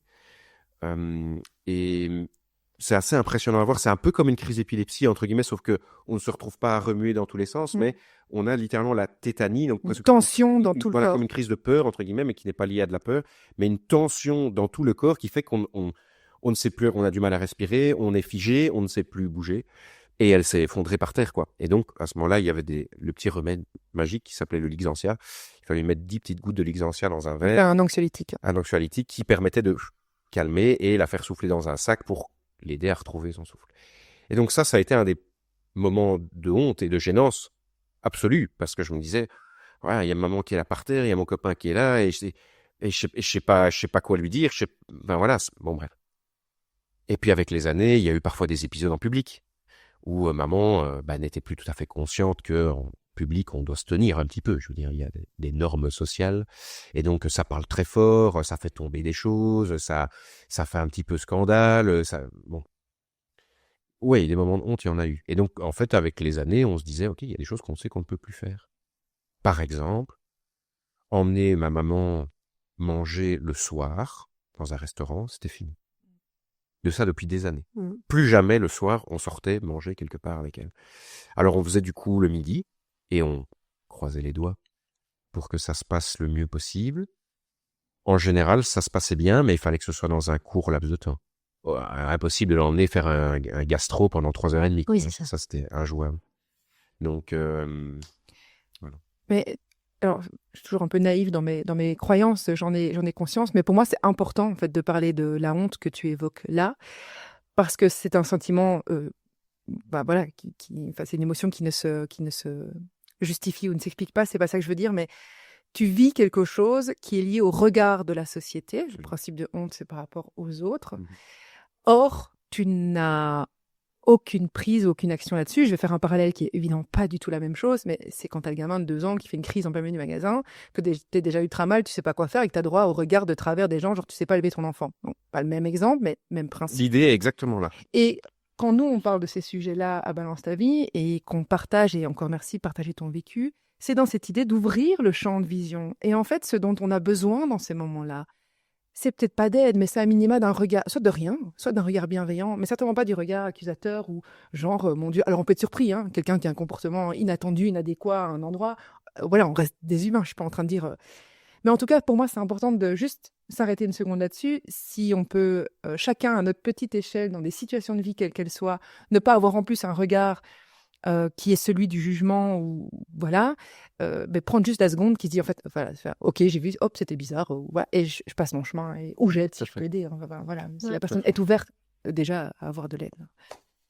Mais moi, en tout cas, dans le sentiment de honte, je me dis qu'il peut conduire les gens à ne pas aller chercher de l'aide. C'est ça, effectivement. Et c'est ça c'est ça que je cherchais à comprendre dans ton histoire. Tu dis on est vraiment resté à huis clos. Et alors, voilà, maintenant tu expliques qu'il y a même des comportements, des événements, des situations de vie que vous essayez de réduire au maximum. Comment on fait pour finalement en parler à l'extérieur aussi, malgré toute la honte qui en fait est juste là parce que par rapport aux normes sociales, quoi. On sait que c'est pas normal ce qui se passe. Bah, je pense que dans mon cas, le fait d'en avoir parlé à des amis, c'est avant tout simplement parce que c'est des amis. Donc, c'est-à-dire que la confiance a été installée réciproquement, où un jour, voilà, j'aimais être là pour des gens aussi qui venaient parler de leurs problèmes. Des amis qui venaient, ah, ça va pas, etc. Alors, ok, bah, on en parle, peut-être essayer de trouver une solution, toujours, hein, de trouver une solution. Et voilà, on essaie de développer ça. Et en fait, la mise en confiance a fait que, ben, naturellement, on arrive à se dire, en fait, chez moi, il se passe ça. C'est aussi compliqué, par exemple. Ou chez moi, il y a ça. Et ça, c'est vrai que je l'ai mal vécu, ou je me sens un peu mal à cause de ça. Bon, ben, tout simplement. Je pense que ça, c'est, je vais presque dire, le phénomène classique et cliché de la vie, c'est quand on est en confiance avec quelqu'un, on a envie de lui On se partager ce livre qui plus nous arrive, facilement. que ce soit bien ou que ce soit moins bien. Et peut-être encore plus aussi, justement, avec l'aspect d'une psychologue, parce qu'à la base, ça, c'est une vraie démarche d'aller voir quelqu'un en se disant, je pense que j'ai un problème ou j'ai un problème et j'aimerais bien qu'on m'aide. Donc Et c'est là, ton travail de et ne c'est pas son te travail. juger, de t'entendre, de pouvoir. Même par rapport à notre médecin de famille, qui lui, forcément, bah, du coup, s'est beaucoup occupé des problèmes avec maman. Il en est arrivé à un stade où, quand j'allais pour un problème qui n'avait rien à voir, on se retrouvait à discuter. Ouais. Mais on parlait de maman, beaucoup, parce qu'il me disait, bon, et toi, comment ça va? Oui, bon, j'ai vu maman, c'est compliqué. Je dis, ouais. Et puis donc, en fait, on en parle, on échange et l'un et l'autre sur le sujet, parce que c'est un médecin, parce que c'est notre médecin de famille, et que je me dis, bah voilà, je suis en confiance absolue avec lui, et qu'il n'y a pas ni de jugement, ni de problème, quoi. Commencer à parler de ça à des gens qui sont proches de nous et en qui on a confiance, c'est un moyen de faire appel à du support social, quoi. Alors, je pense que c'est même essentiel. Ouais.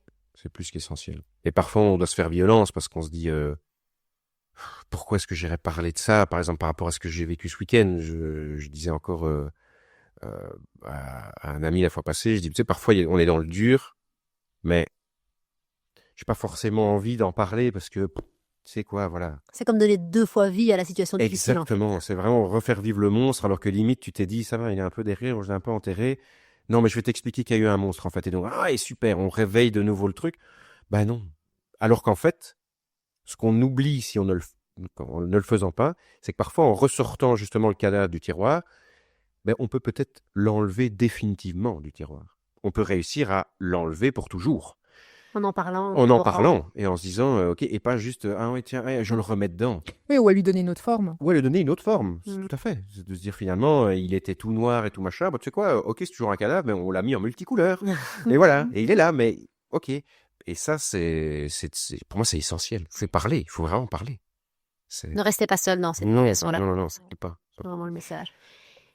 Est-ce que dans ton histoire, en tout cas dans cette partie de ton histoire de vie, et la réponse peut être non, y a-t-il des choses dont tu n'as pas bénéficié et qui auraient aidé? Que ce soit au niveau institutionnel, que ce soit au niveau... peu importe, je sais pas. Je réfléchis. Personnellement ou par rapport à... Bah alors, personnellement en direct ou indirectement, c'est-à-dire si là dans mon exemple institutionnel, c'est j'ai manqué, j'en sais rien moi, d'un professionnel ultra compétent qui aide ma mère ou qui me dit ceci ou cela, ça aurait changé la donne. En tout cas, est-ce que tu es capable d'identifier quelque chose qui aurait pu aider et qui t'a manqué? Sincèrement, je ne pense pas. Je ne pense pas parce que à leur corps défendant, justement, tous les corps médicaux, peu importe dans quel hôpital, ont toujours essayé de faire leur boulot au maximum, ont toujours essayé d'être présents pour elles. Euh, c'est vrai que, ça, malheureusement, la société fait que c'est compliqué, mais des centres qui se spécialisent dans les addictions et pour soigner les addictions sont rares et comme je disais, les places sont chères. Donc, du coup, ça manque, je trouve, mais pas me concernant, ça ne me concerne plus, si je puis dire, mais pour le restant des gens qui vivent ça, je peux comprendre qu'à un moment, il y a une détresse en se disant « Oui, mais là, je voudrais qu'on puisse l'aider de telle manière dans un centre qui est spécialisé pour ça. Ah oui, mais le temps d'attente, c'est 1 an et demi. » Oui, bon, ok. Voilà, bon. Qu'est-ce qu'on fait, du coup? On attend, en fait, un accident. Et quand il y a un accident, à ce moment-là, on va à l'hôpital, puisque par la force des choses, il y a eu un accident, donc une chute, quelque chose qui entraîne à ce moment-là un sevrage par la force des choses.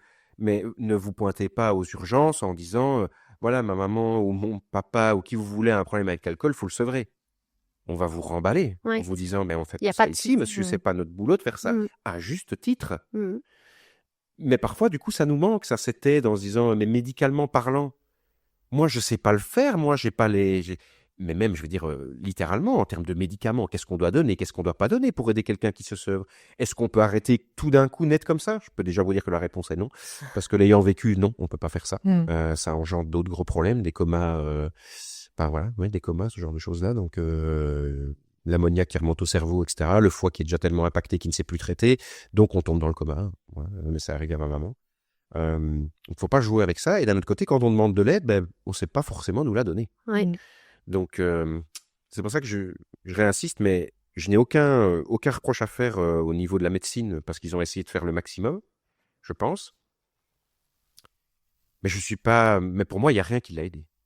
Jamais. Oui, ça l'a remis un peu sur pied, mais au final, c'est vrai que la personne qui devait, je me répète, mais s'aider le plus, c'était elle aussi au départ. Il devait y avoir la volonté et il devait le fait de dire, écoute, là, tu es sevré techniquement parlant, donc tu es resté 1 semaine, 3 jours, que sais-je. Tu es sevré, donc ton corps n'a plus besoin, il ne réclame plus. Dans ta tête, ça, c'est tout le plus gros challenge. C'est là, en fait, qu'il faut faire le plus gros du travail.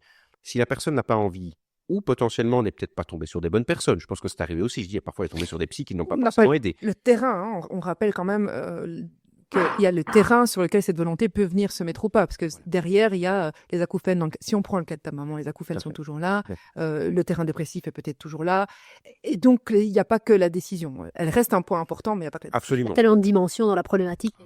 Oui, donc là, voilà, je pense que du coup, le plus important, c'est l'entourage. Là, par contre, moi, j'ai été plus aidé, même pas forcément directement, peut-être pour aider ma maman.